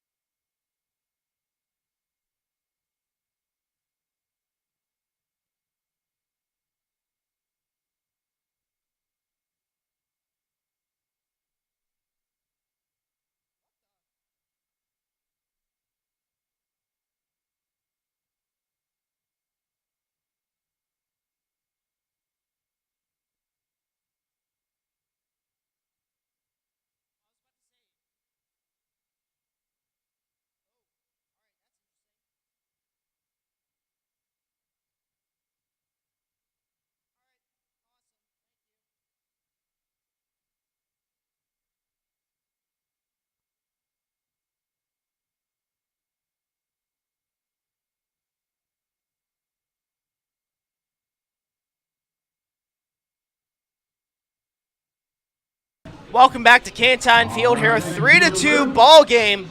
Heading into the top of the 6th, Bryce Reimer out for his second inning of work after giving up 3 runs in the top of the 5th.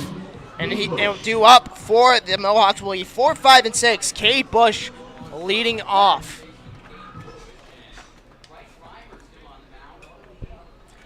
Reimer from Bucknell ready to go. Working from the windup. First pitch to Bush, swing and a miss for strike 1. We'd like to remind you that Saugerties Stallion Baseball is brought to you by Mike Yonta, Custom Masonry and Excavation, and by Mirabelle's Restaurant. Perfect for friends and family tonight and every night. The 0-1 popped foul over the netting by the Amsterdam dugout, and a quick 0-2 hole here for the leadoff hitter in the top of the 6th. Infield fanning towards the right side. Shackelford playing relatively close to the second base bag. Reimer from the windup. He'll kick and fire. Inside for ball number 1. The day sky slowly turning into the night sky as you see a little bit of an orange-purple glow just right around the Catskill Mountains over at that right field wall. Here's the 1-2. Breaking ball outside, just missing for an even count at 2-2.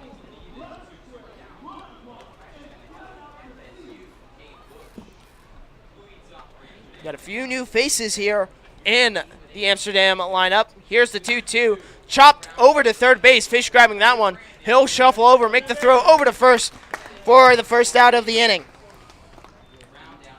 G5-3 in the scorebook, and a new batter coming up for Amsterdam, taking place of Briggs Rudder. His night will end after going 0 for 2 for 2 strikeouts. It's now going to be Hunter Thomas. So far for Hunter Thomas, a .288 hitter, 19 hits and 66 at-bats, 21 strikeouts on the year. First pitch he'll see today will be low and away for ball 1. And this is not the first substitution that Keith Griffin has made. He has a very short leash with his players, and we've seen many substitutions over the course of these meetings between these two teams. Swing and a miss for Hunter Thomas for strike 1. Count now even.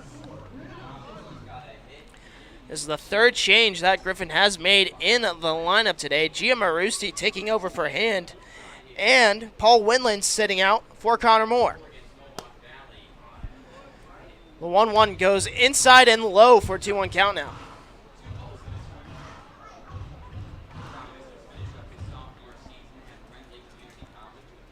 Reimer now sitting up on the rubber from the windup. He'll fire the 2-1 upstairs for a 3-1 count now. Back in that Albany game for Reimer, he seemed to have the defense really trying to help him out, and right now the defense is slowly helping out after that ground out. He'll send the ball over to shortstop, go for send that over, and a little bit of a high throw to make the grab for the second out of the inning. And now that'll bring out the catcher in Mark Black. That'll bring to the plate the catcher for Amsterdam, Mark Black. Reimer now looking to try to get out of the inning here after giving up 3 back in the top of the 5th. Stallions having that 1-0 lead earlier on and now find themselves down 3-2 to the top team in the East. And now Mark Black stepping up. So far he finds himself 0 of 2 on the night with a flyout and a ground out. First pitch he sees from Reimer will be outside for ball number 1.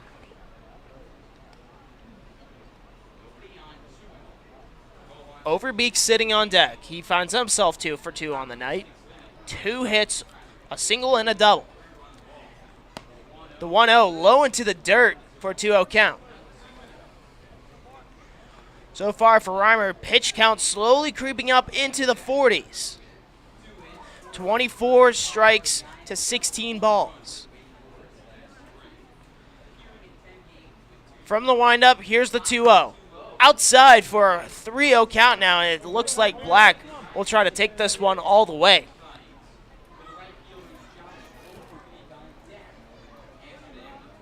Wind slowly dying down in center field as a little bit of a flutter from the American flag right above the Christopher Kraft injury lawyer ad at Gantine.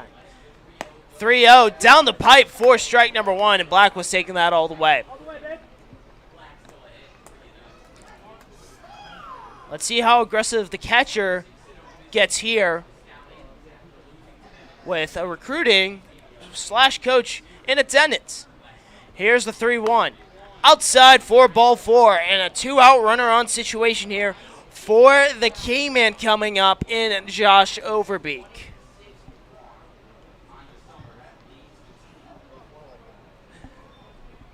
And the K-Man has not delivered to the faithful fans of the Saugerties Stallions. He is 2 for 2 with a single and a double halfway through the cycle here in the batter's box. Lefty on righty matchup here. Reimer working from the stretch. A look over. And time called here by Overbeek. And we have some action warming up in the Stallion bullpen. It's looking like it's going to be Richie Simprick making his return to Saugerties.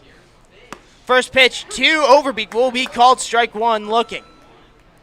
So already a strike here to the K-Man.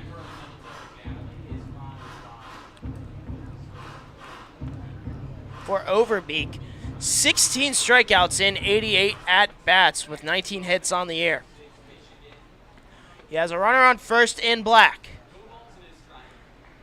Reimer looks over to Black at first. Michelle holding him on by a leash. Here's the 0-1. That'll go up and away for an even count. No pickoff attempts here from Reimer in his second inning of work. There was a few times where Ray managed to try to throw over to first and hold the runner there. But Reimer seems unthreatened. Here's the 1-1. Up and away again for a 2-1 count.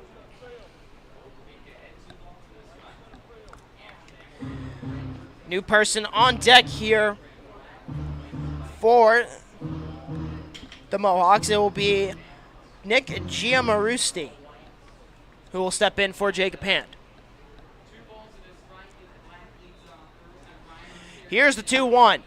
Away again for a 3-1 count, and the K-Man in danger of being walked in 5 pitches.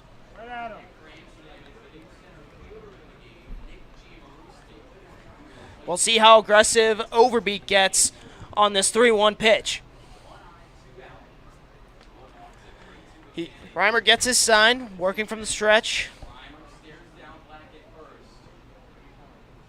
The lefty kicks and fires. Swung on and fouled back, and now a full count here for the K-Man.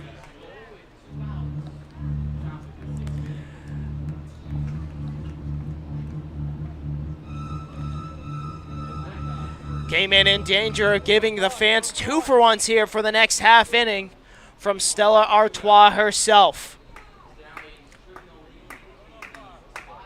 Slow clap, slowly ringing around Canton Field here. Reimer sits back. Here's the payoff pitch. Swung on and fouled over the first base stands. We'll do it all over again.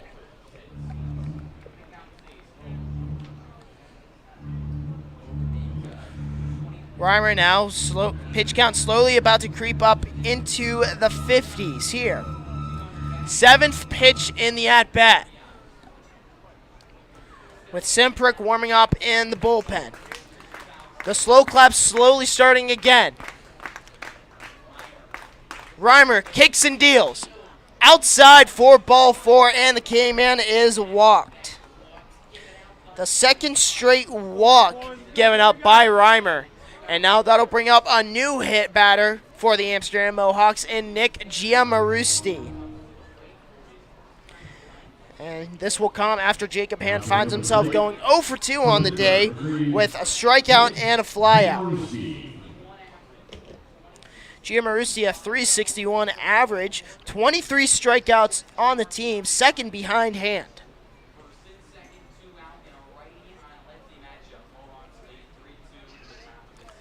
First pitch to Giamarusti will go down Main Street for strike number 1.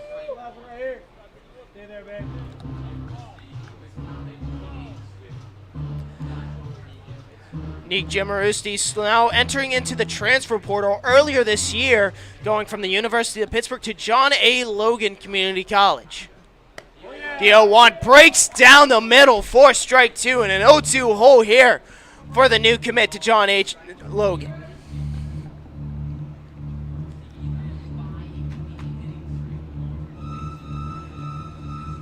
Giamarusti working with a 5-game hitting streak here, similar to what Brandon Fish has. The 0-2 from Reimer. Swung on and a chopper foul down the third base line. We'll do it over again.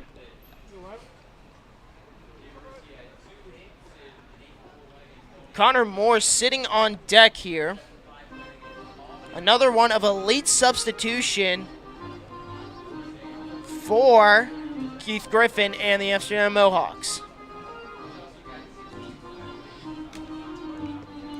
Reimer now still working from the stretch. 2 runners on. Black at second, Overbeek at first. He looks back. Here's the 0-2. Swung on and pop foul. Heading towards the Amsterdam dugout, but out of play. We'll do it all over again here.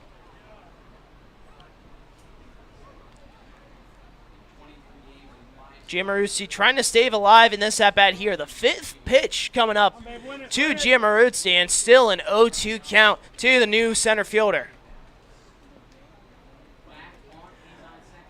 So far in the year, 16 RBIs for Giammaruzzi. Reimer looking to get out of the inning. The 0-2 swung on and missed for strike 3, and that's your top of the 6th inning. Stallion still down 3-2 to the Amsterdam Mohawks, heading into the bottom of the 6th. Don't go anywhere. More Stallion baseball on the way after this.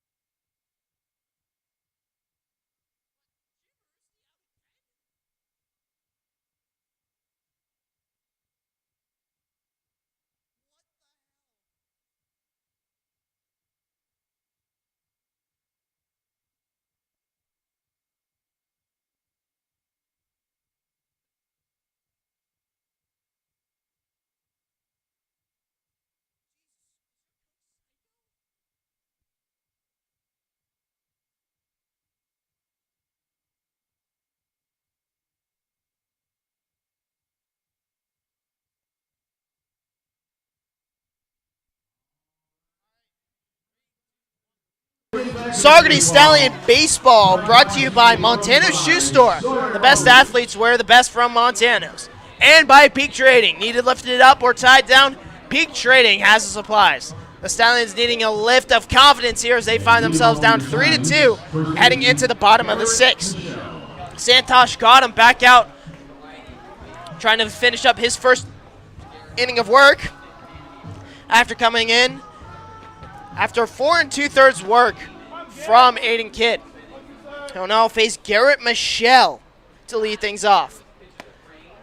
First pitch from Gotham will be called a strike, low into the zone. And some defensive changes here for the Mohawks again. Giammaruzzi now out at center field. That will be replaced from Overbeek, and Zach Garner sitting in right field. Gotham puts it down low for a 1-1 count. And Michelle, a commit to Virginia Tech, will step on to Blacksburg's campus in the fall. He'll drive that one down the left field line, but way foul into the picnic area. But going back to the Virginia Tech, the MLB draft currently going on right now. And with the number 9 overall pick, the Kansas City Royals take Gavin Cross from Virginia Tech. So congratulations to was supposed to be a former teammate of Garrett Michelle. Now we'll try to make it big in the Royals farm system. Michelle fouls that one off, and now a 1-2 count here. So far, the Stallions racking up 2 runs on 3 hits compared to the 3 runs on 7 hits for Amsterdam. Here's the 1-2, swung on and missed for strike 3. And the first of the night for Santosh Gotham. 1 away here, and the bottom of the 6th. Gotham's 26th strikeout of the year. That'll bring up Easton Bertrand from Lipscomb University. He'll take a hack at that one for strike 1. Bertrand so far 0-2 on the night with 2 strikeouts. Very aggressive at the bat, and he will go down swinging. The 0-1 cut on and missed for strike 2, and an 0-2-0 here for the center fielder. Nico Amory on deck for the Stallions. Here's the 0-2. Upstairs for a 1-2 count.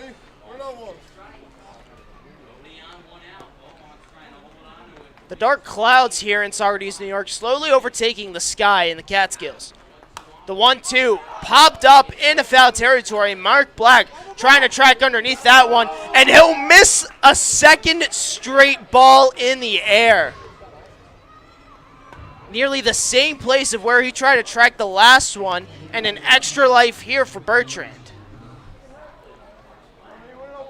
Mark Black having a rough time trying to track the baseball up into foul territory. Is that his second straight missed opportunity to try to track a pop fly down the third base foul territory. We'll do it again. The 1-2 cut on and missed for strike 3. Second straight strikeout here for Gotham. A relatively clever name for a pitcher. And now 2 away here with Nico Amory stepping up to the plate. Now batting your catcher, Nico. Nico Amory 0-2 of the night with a flyout and a strikeout to his name.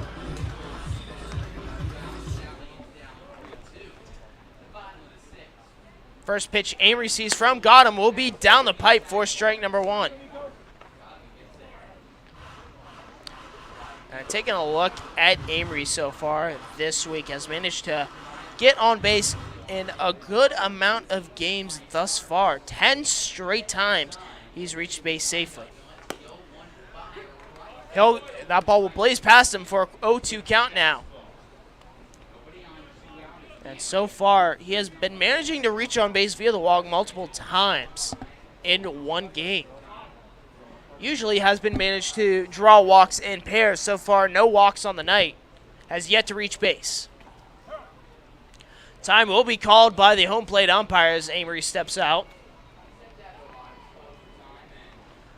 Stallions still down 3-2 in the bottom of the 6th. The 0-2 from Gotham. Swung on and missed for strike 3.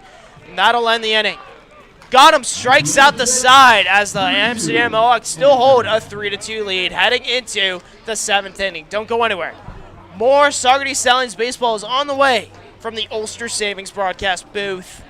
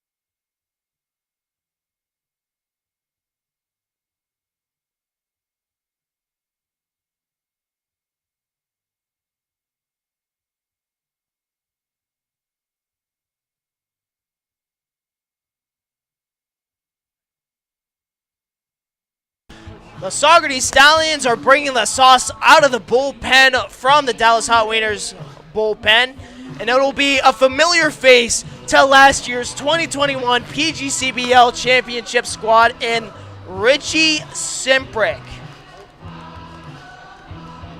And for Richie Simprick, last year for the Stallions, had a 4-1 record and 12 games and 21 innings pitched, only allowing 25 hits, 14 runs, 9 of them earned, with 19 strikeouts and 7 walks. So welcome back to Saugerties, Richie Simprick, and quite a tall frame that he has here.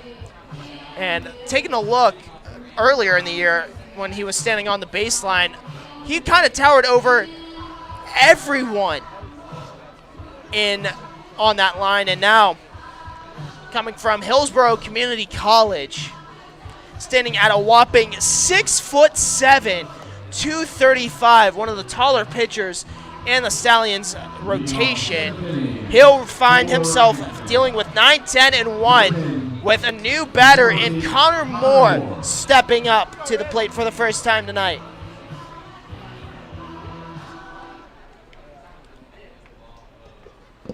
And now Simprick will work from the windup. Righty on righty matchup here. First pitch, 2 more will be blown away for ball 1, and his debut this year begins. Taking a look at Reimer's final line in 2 innings, giving up 4 hits, 3 earned runs with 2 walks and 3 strikeouts. The 1-0 low into the dirt again. 2-0 count now from Simprick.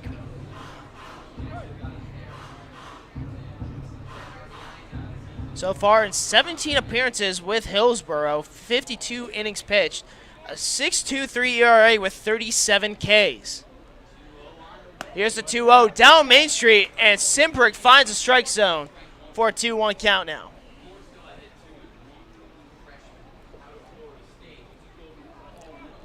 Simprick now working from the windup. He'll fire upstairs for a 3-1 count now. This is Moore's first at-bat tonight, a .226 hitter with 7 RBIs to his name.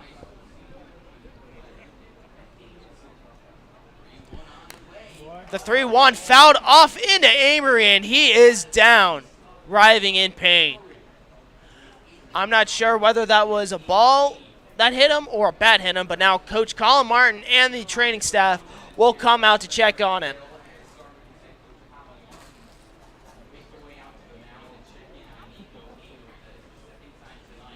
And Amory is a little bit down, and we'll take a short break, but come back after this.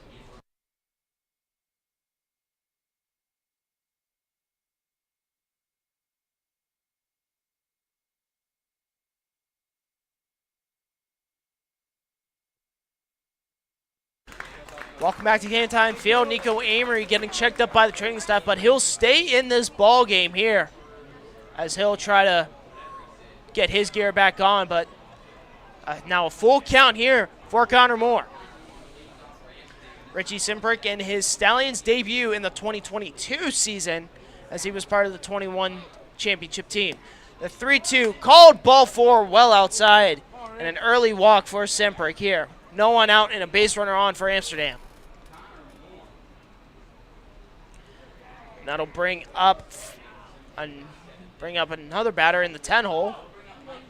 And it will be a new hitter as well, Michael O'Shaughnessy. Now batting, Michael O'Shaughnessy. The 4th new batter that Amsterdam has brought in tonight. And the pickoff attempt will go over the head of Michelle. Moore hustling, grounding second, heading to third. And it will be ruled a double as Michelle loses sight of the baseball. We'll see where Moore will end up. And it looks like he will go all the way back to second base. And now Simprick throwing a ball over the head of Michelle now and puts a runner in scoring position with no outs. And Michael O'Shaughnessy still has yet to get a pitch thrown to him in his first at-bat of the night.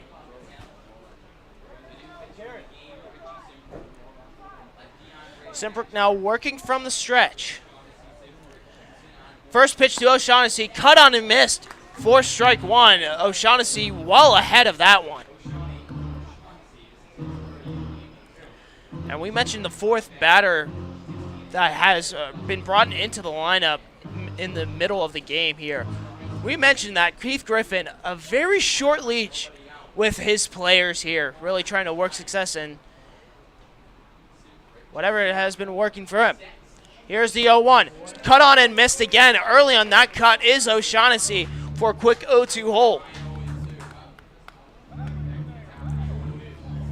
Simprick looking for his first strikeout on the night in his new Stallion season. Top of the order with Gage Miller on deck. Simprick slowing down the tempo here. Here's the 0-2. Fouled, just catching the top of the barrel. 0-2 count still remaining.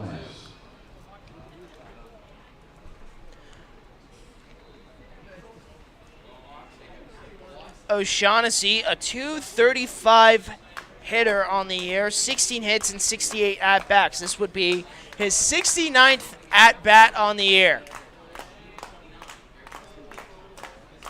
Simprick now working from the stretch, slow clap starting.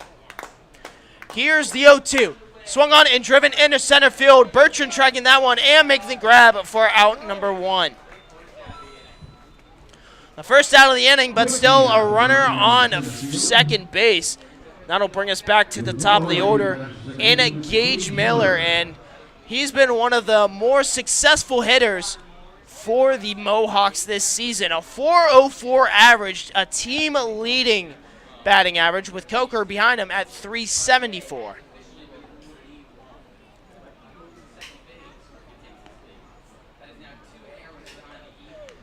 Taking a look here, that error will be ruled an E1 on Simprick. The runner will go. Amory will not make the throw over as Miller was showing bunt, and now a runner 90 feet away. So 2 errors on the night for the Stallions here, as it's a 1-0 count here with 1 out and a runner on third. Infield playing in, trying to preserve the runner on third. Miller will take that one high for a 2-0 count.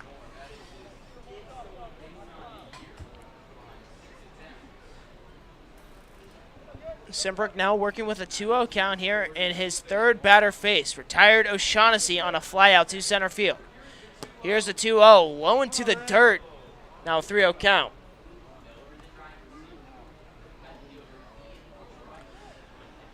On deck here would be Ian Petrutz from the University of Maryland, Terrapin, a Big Ten regular season champion, and the team hosting a super regional. The 3-0 low and a 4-pitch walk for Miller. And now Simprick here, slowly trying to regain ground here. And now Ian Petrutz stepping up with runners on the corners.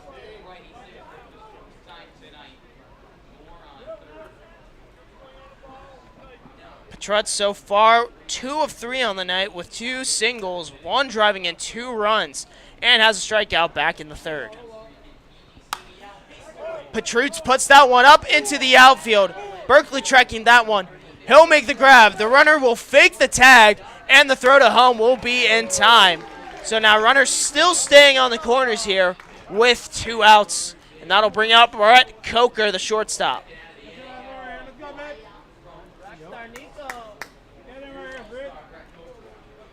Brett Coker, 374 hitter, second on the team in batting average.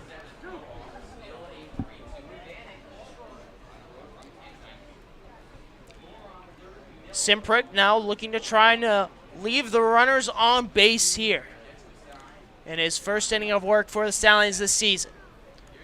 The runner goes. Amory faking the throw over to second, and Gage will go in sliding with another stolen base. Now 2 runners in scoring position here for Coker. Mohawks still leading 3-2 in the top of the 7th.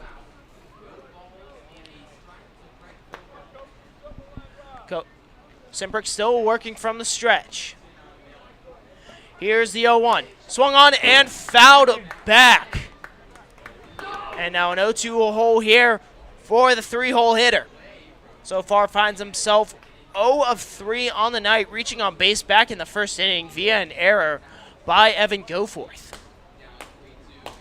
Grounded out and flew out as well. The slow clap slowly starting out here at Canton. Here's the 0-2. Swung on it and a comebacker over the glove. And a one-hopper throw to first will be called safe and a runner will score. It's now 4-2 Mohawks here after Simper could not hold on to the comebacker. And an RBI single here for Brett Coker. That puts runners back on the corners. And now that'll bring up Cade Bush from Florida State. One new runner across for Amsterdam, that'll leave the plate. The first baseman, Cade Bush. And for Coker, that is his 21st RBI on the year. Righty on righty matchup here. Simprick fires that one low for ball one.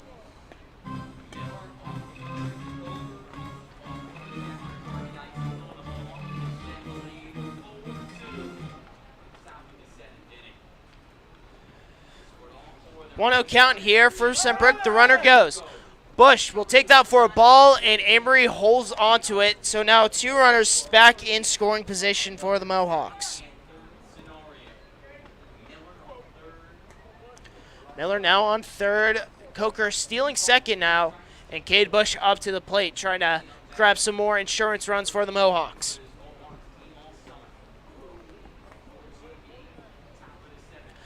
The 2-0. Down Main Street for strike one. May have caught in that outside corner as well.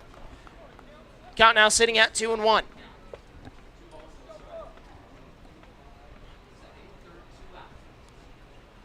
Simprick now still working from the stretch here.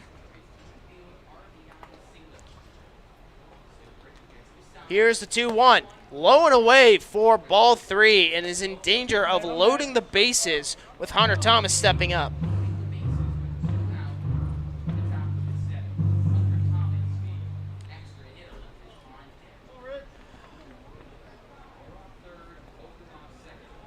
Sky turning pitch black here as the lights at Canton being the sole source of light. Bush pops that one foul over the first base stands and out of play. So now a full count here for the first baseman.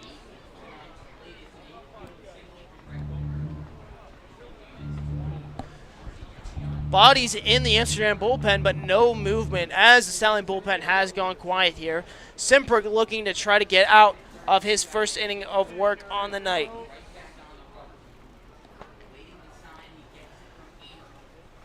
Here's the payoff pitch from Simprick. Swung on and missed for strike three. Welcome to Saugerties, Richie Simprick. That'll end the inning, but the Mohawks get back a run to make it a 4-2 ball game heading into the bottom of the seventh. Don't go anywhere. More action to come from the Ulster Savings broadcast booth.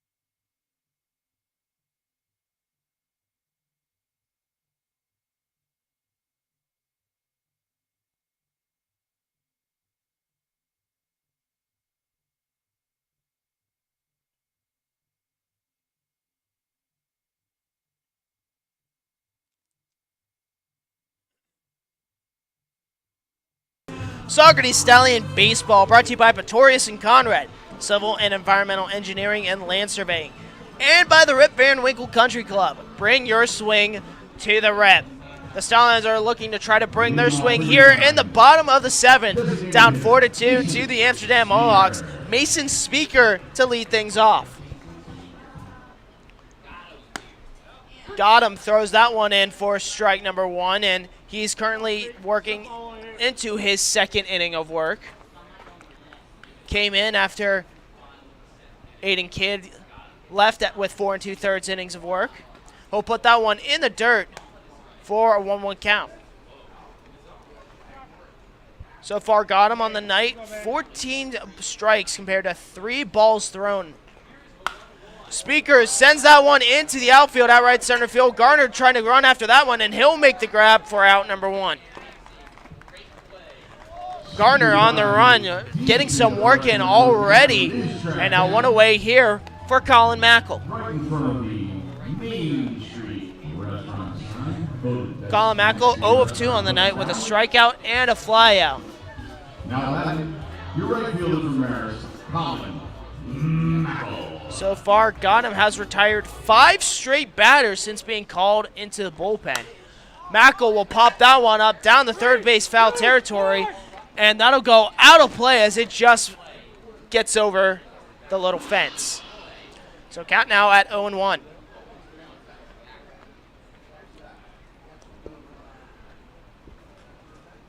Mackel, a .213 hitter, a little bit above his .192 clip from last year. One of the returning Stallions from that championship team.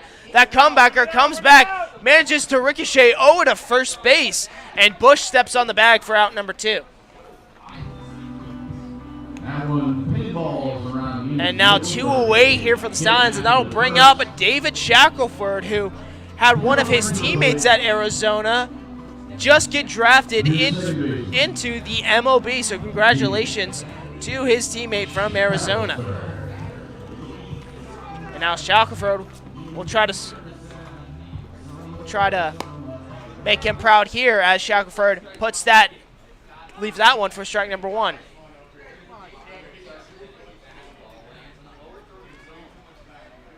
Shackelford so far reaching base only 1 time via the hit by pitch. He'll take that one into the dirt for a 1-1 count. Other than that, he's managed to ground out and fly out in his first 2 at-bats tonight.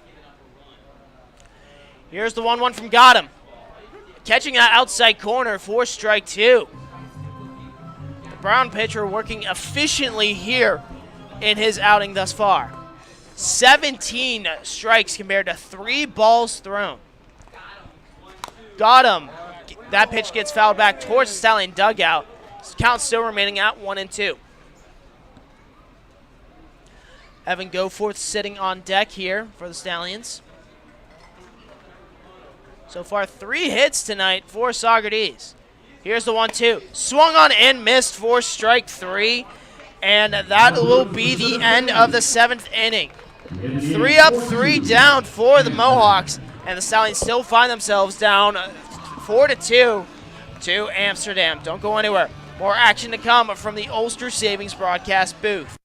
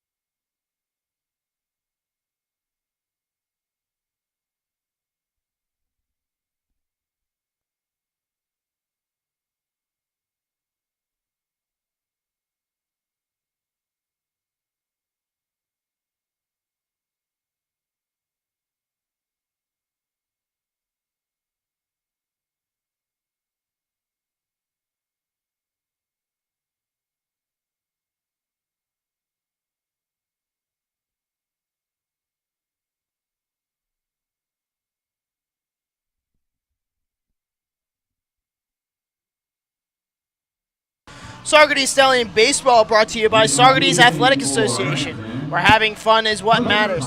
And by Sawyer Savings, local banking is banking made easier. The top of the 8th we go here. Richie Simprick out for his second inning of work, facing 5, 6, 7, with Hunter Thomas stepping up to the plate for the second time tonight. Simprick from the windup fires. First pitch swinging goes Thomas, a ground ball over to Goforth. He'll send it on over to first for the first out of the inning. One pitch, one away. The second straight grounder to Goforth Thomas hits, and now one away here for Mark Black. Now batting the catcher. Something to note here, earlier today, Evan Goforth had some shortstop work with third base coach Adam Cray, and looking about it, he was fielding balls from all different angles, and looking like a routine ball here that Cray would have hit him today. So great job by Evan Goforth from keeping it a routine at shortstop. First pitch fouled off the leg of Mark Black. Count now at 0-1. So far for Mark Black, managing to go 0 for 2 on the night with a walk back in the 6th inning. Other than that, he's flown out and grounded out. Is now coming on with a no runner on 1 out situation. 0-1 outside for ball 1.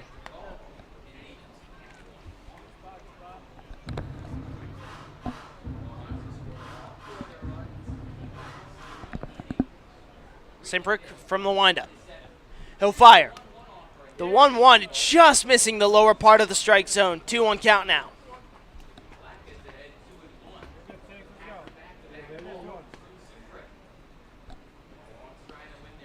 Simprick, so far in the night, 2 walks to 1 strikeout, and that was a strikeout to get out of the inning. The 2-1 cut and missed from Black, and now a 2-2 count here for the catcher. Josh Overbeek from the University of Pittsburgh on deck here for the Mohawks. Black will call time.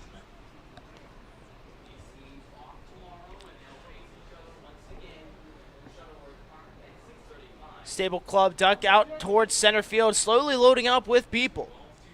Here's the 2-2 to Simprick. Upstairs, and now the count has been worked full by Black.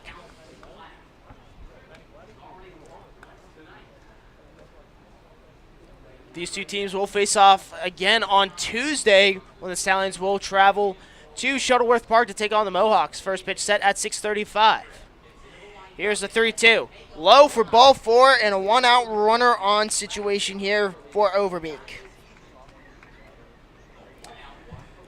Simprick's 3rd walk of the night in his first start this season. And Josh Overbeek, his K-Man symbol is now over with. It is now the top of the 8th. No more 2-for-1s here for the fans. So an unsuccessful night here for the K-Man, as now Overbeek is working with a runner on and 1 out. Simprick now. He'll fire from the stretch. Swung on and missed for strike 1. Kind of hits himself in the head as to wondering why he swung at that pitch.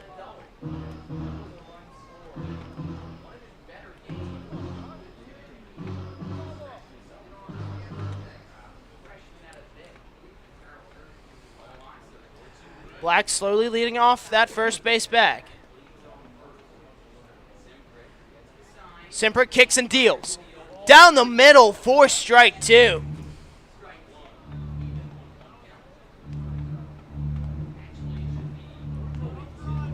Oh, 2 count here for Simprick, looking to find strikeout number 2 on the night.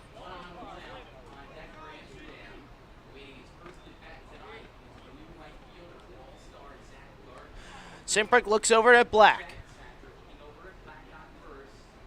Simprick fires. Swung on and a ground ball over to short. Goforth sends that one. Flips it over to second, and he'll get the force out there, but Overbeek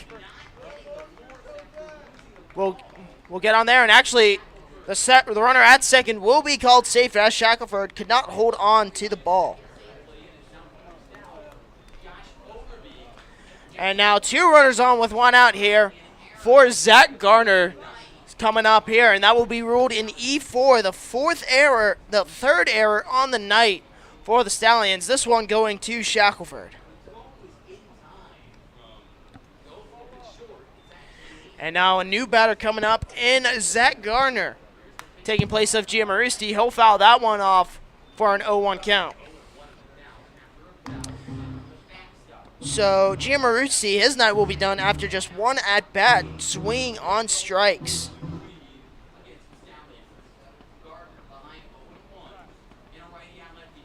Gardner, the team leader in RBIs with 34 on the year, now has an 0-1 count.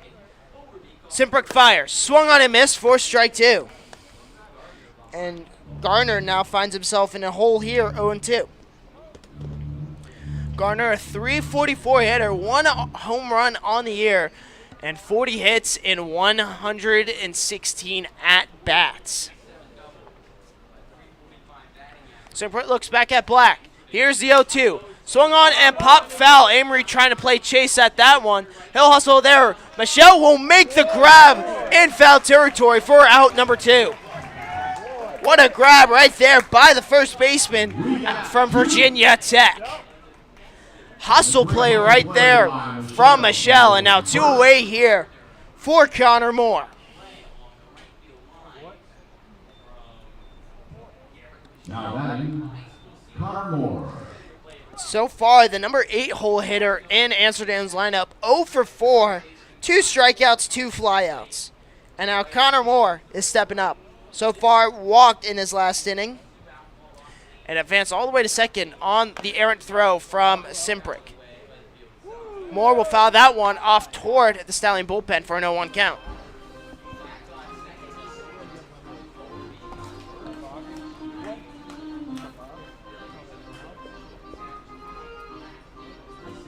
Moore, 226 hitter, 12 hits on the year. The 0-1 goes well outside for a 1-1 count.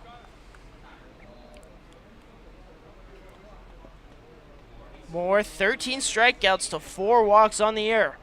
Currently has Overbeek at first, Black at second with 2 outs. Infield playing towards the outfield grass. The 1-1 upstairs for a 2-1 count.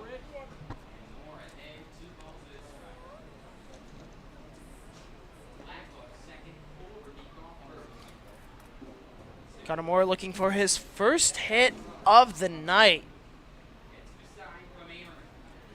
Separate now in the stretch. He'll fire the 2-1. Swung on and missed for 2-2 count here. Mohawks down to their final strike of the inning. Amsterdam currently leading 4-2 in the top of the 8th here. 2 outs here with 2 runners on. O'Shaughnessy on deck. Here's a 2-2. Cut on and missed for strike 3. And that's your top of the 8th right there. The Stallions leave 2 runners on here and still find themselves down 2 runs heading into the bottom of the 8th. Don't go anywhere. More action to come from the Ulster Savings broadcast booth.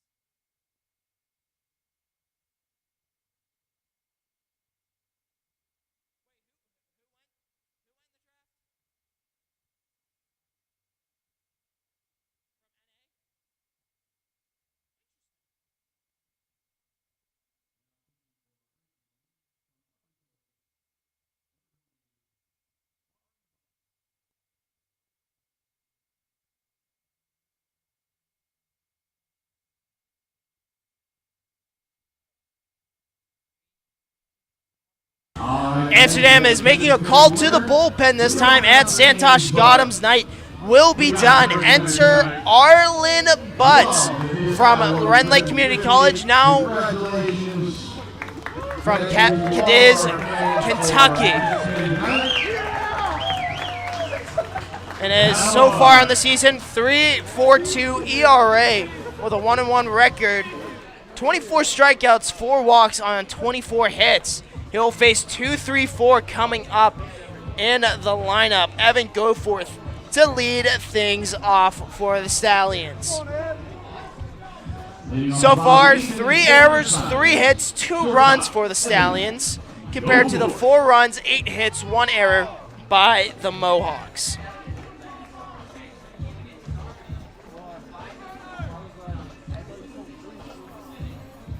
Arlen Butts making his second appearance against the Stallions this year. He'll put that one outside for ball 1. In that appearance, in 1 inning, he gave up 3 hits with 2 strikeouts, no earned runs. Did not record the save. Butts puts that one down low in the strike zone for a 1-1 count.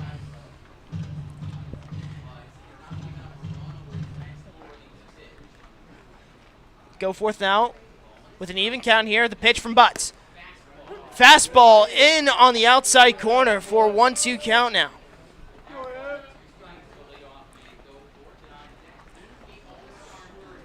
Brandon Fish on deck here. The 1-2 to go for. The chopper right over to the right infield. Coker picks that one and throws over to first and gets the out right there. And now Brandon Fish stepping up to the plate for the 4th time tonight. So far, keeping his hit streak alive to 7 games with an RBI single to make it a 3-2 game. Now it's a 4-2 game here. Butts puts that one down low and inside for a 1-0 count. And Gautam's final stat line in 2 1/3 innings, 4 strikeouts, no hits, no runs. A great outing there from the pitcher from Brown University. Fish takes that one upstairs for a 2-0 count.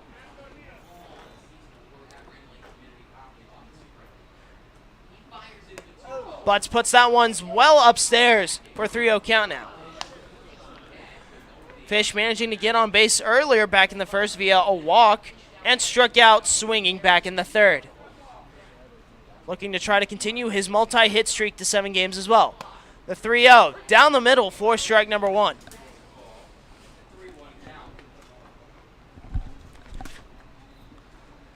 Butts working quickly here. The 3-1 to Fish. Inside for ball 4. And the third baseman has reached base for the 3rd time tonight. And that'll bring up Garrison Berkeley.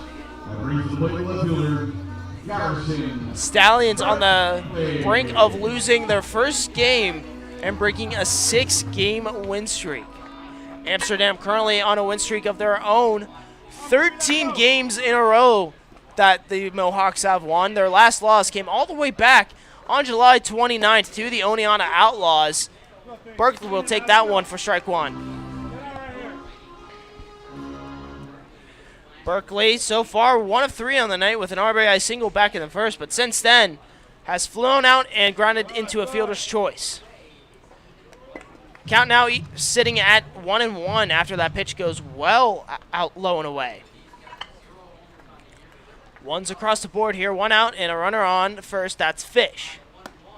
The 1-1 goes down Main Street for a 1-2 count.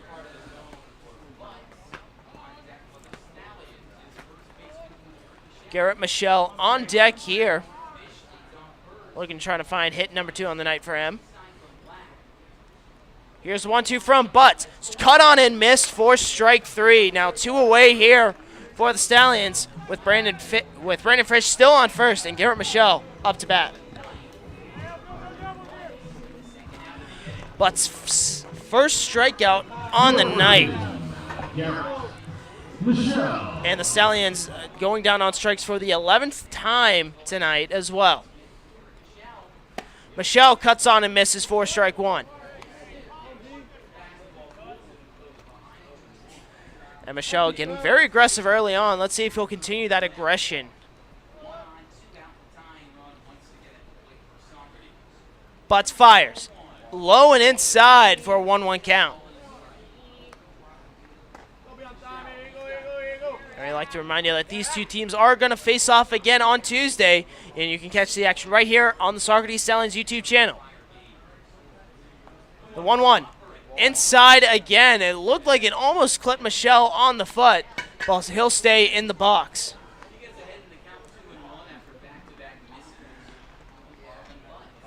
So far, the Stallions looking for their first win against the Mohawks this season. The 2-1 to Michelle.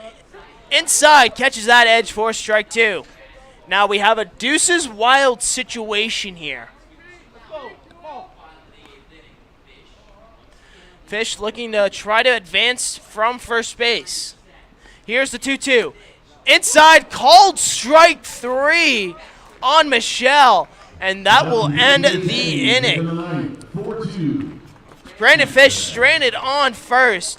And now it's the top of the 9th we go. Amsterdam looking to try to grab some insurance runs here. Don't go anywhere. More action to come after this.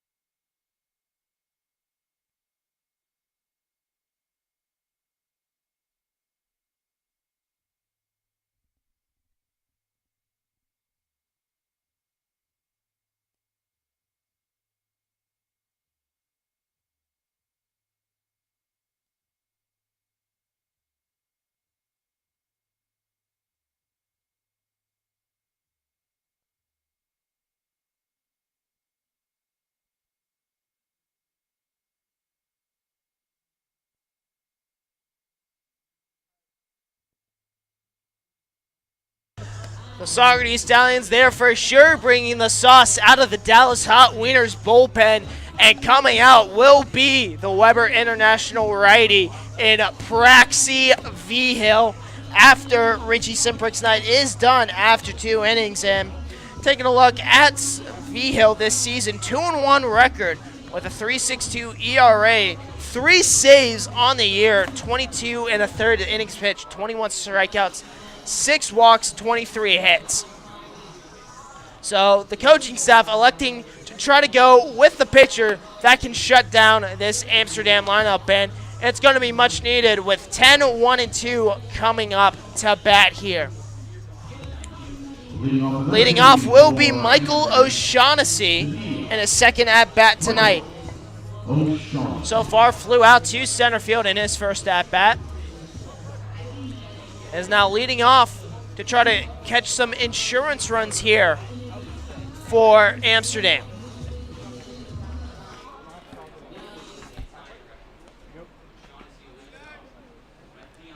Praxi now working from the windup. First pitch hit from V-Hill will be upstairs for ball 1. V-Hill in his last appearance against Albany, 2 innings, got the save with a walk and 2 strikeouts, and he came in with a bases-loaded jam. The 1-0 goes inside for 2-0 count. And the bases got loaded from a smart move by pitching coach Rich Doobie and head coach Colin Martin. Those two, a lot of experience from those two. The 2-0 from V-Hill, driven out into right field. Mackel can't make the diving grab, as O'Shaughnessy gets on with a leadoff single. And now V-Hill with no one on, with no one out and one on here for the top of the order in Gage Miller. The second baseman, Gage Miller. So far, Gage Miller finding himself on the base path 3 times tonight. A double and a single with a walk to his name.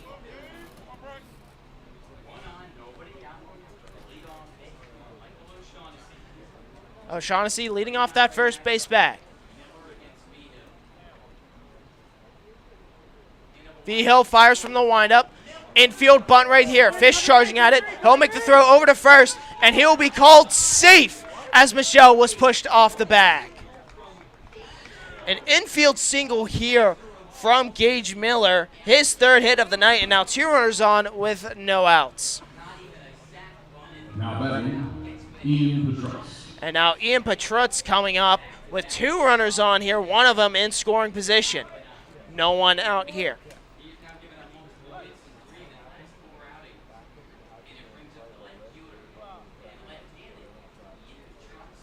And now V-Hill working against Ian Petrutz, who somehow finds himself 2 of 4 on the night with 2 singles. Petrutz bunts over here, and V-Hill loses the ball, and everybody will be ruled safe. Bases now loaded here, no one out, and Brett Coker coming up with runners threatening to score.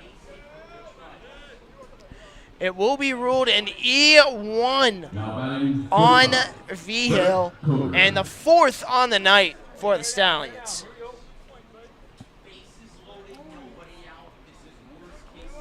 Brett Coker now stepping on in.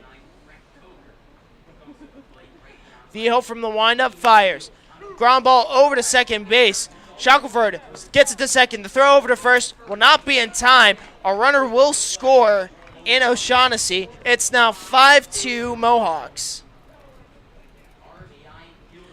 An RBI fielder's choice here for Brett Coker now. And one away here, runners on the corners for Cade Bush.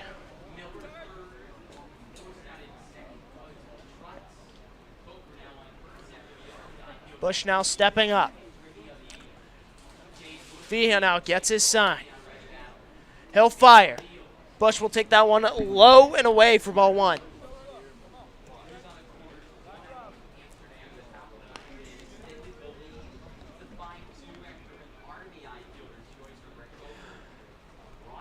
Cade Bush now waiting from the pitch from V-Hill. He kicks and deals. Swung on and popped up into shallow right field. Shackelford and Mackel running for that one. He'll make the grab. The runner will fake the tag up, and now 2 away here for the Stallions. So Cade Bush down on another fly out again to the right fielder. And now Hunter Thomas will step up for the 3rd time tonight. Has grounded out twice to go fourth.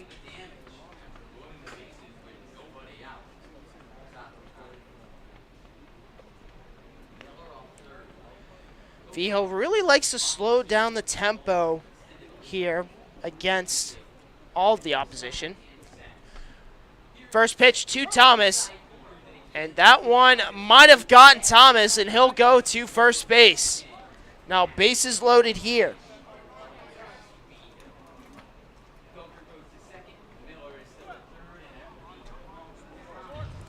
Bases are now loaded for Mark Black stepping up.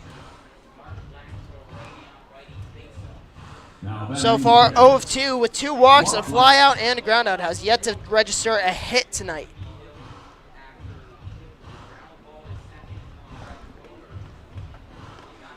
Black will step on in after gathering himself.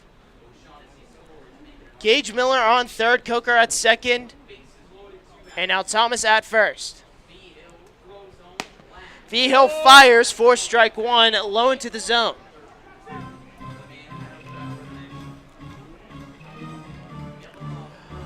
V-Hill, a product from Colin Martin's collegiate team, Weber International of the NAIA. Here's the 0-1 from V-Hill. Swung on and fouled back into the netting and finds himself in an 0-2 hole. Jaws slowly creeping in here. Overbeak on deck. Very unsuccessful as a caveman.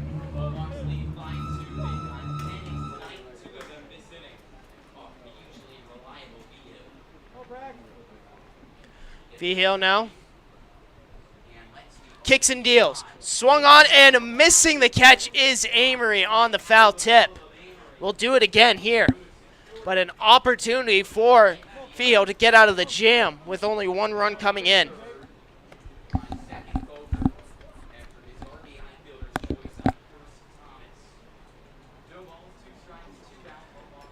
Infield playing back on the outfield grass. Bases fully loaded. Slow clap starting here. Here comes the 0-2 from V-Hill. Inside for ball one.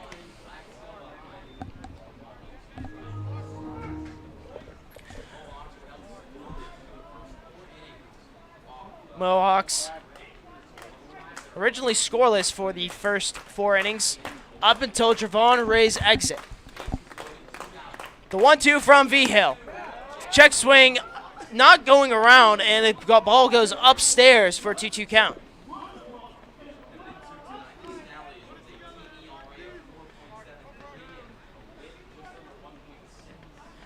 V-Hill with a 3.62 ERA. Now has deuces wild across the board. Action happening in the Mohawks bullpen. The 2-2 swung on and driven down the left field line, but hooking foul. We'll do it all over again. Amsterdam going on par with their team ERA, 2.27 as a squad compared to the Stallions, 4.73. So a pretty average day for both teams going up against one another. V-Hill settles down here. Here's the 2-2 to Black. Swung on and popped foul up over the grandstand and out of play. Mark Black now has worked V-Hill to his 8th pitch in the at-bat.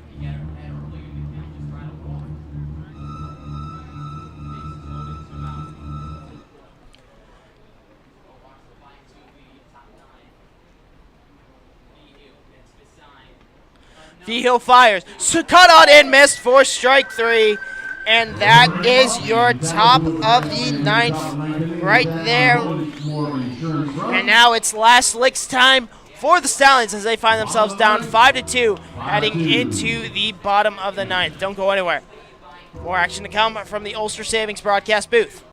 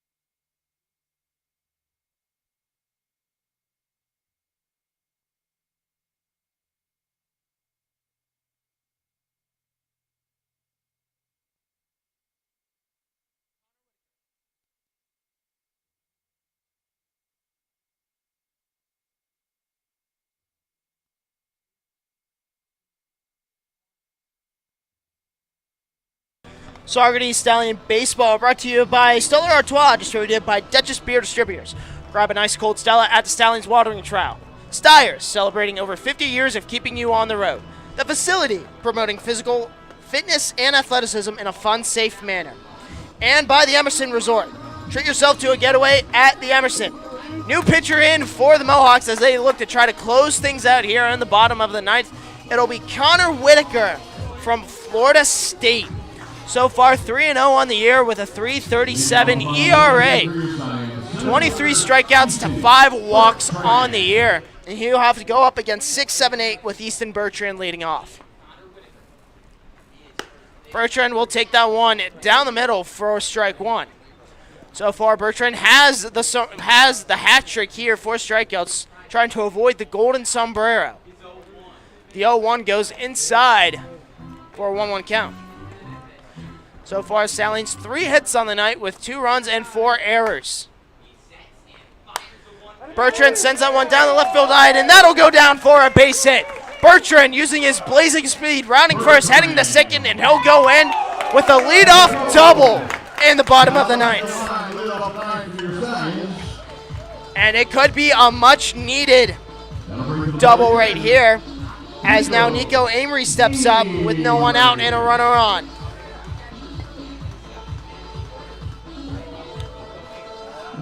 So far, Amory 0 of 3, 2 strikeouts and a flyout.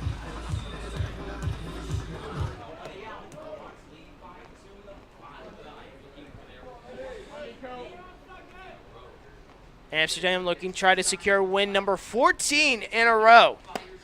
Emery puts that one, takes that one inside for strike one.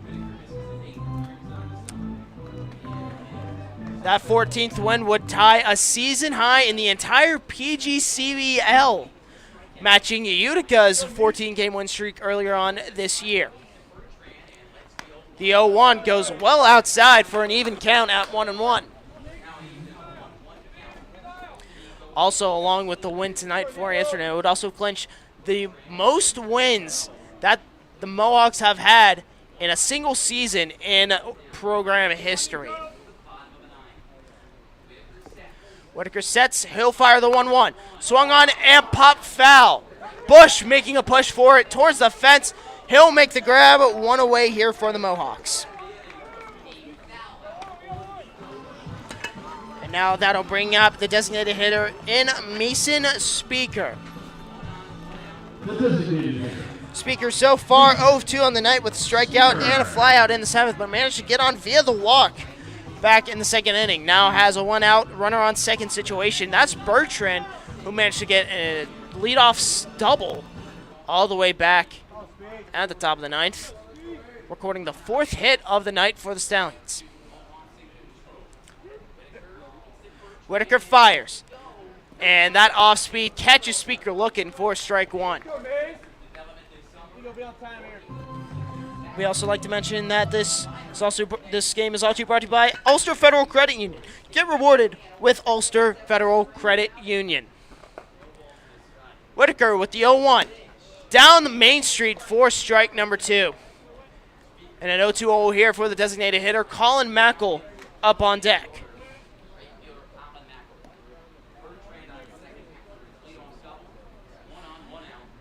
Bertrand slowly stepping off that second base bag will get to his position on the base path. 0-2 count to Speaker. He'll fire. Swung on and popped up into right center field. Garner pushing for it. He'll make the grab. Bertrand will fake the tag. And now 2 away here for the Stallions. Colin Mackel stepping up for potentially the final batter of the night.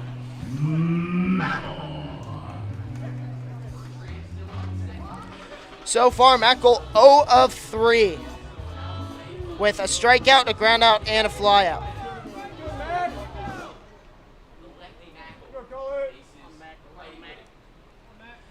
Bottom of the lineup, 7, 8, 9, having a hard time registering a hit as Mackel will take that for strike one. So far, 0 of 10 from the bottom 3 hitters, with 4 strikeouts on the night. Whitaker taking his time. He'll fire. Outside for strike 2, and now the Stallions are down to their final strike of the game. Amsterdam looking to try to secure win number 14 in a row and a team high 34 wins on the year. The 0-2 fouled back into the grandstand. Mackle staying alive in the at-bat. With the win, the Mohawks would increase their lead on second place by 12 games. And would look to improve to 7-0 against Saugerties on the season. The 0-2 upstairs for ball number 1. Taking a look at Arlen's Butts' final line in 1 inning. Gave up no hits, no runs with a walk and 2 strikeouts. Vicker from the stretch. Fire. Low and away for a 2-2 count now. Mackle has worked it even. The tying run currently on deck in David Shackelford. And we've seen the power come off his bat. Whitaker slowing down the tempo here. Wind dying down at Cantine. Here's the 2-2. Popped up into foul territory. Moore tracks that one. He'll make the grab, and that's your ball game here.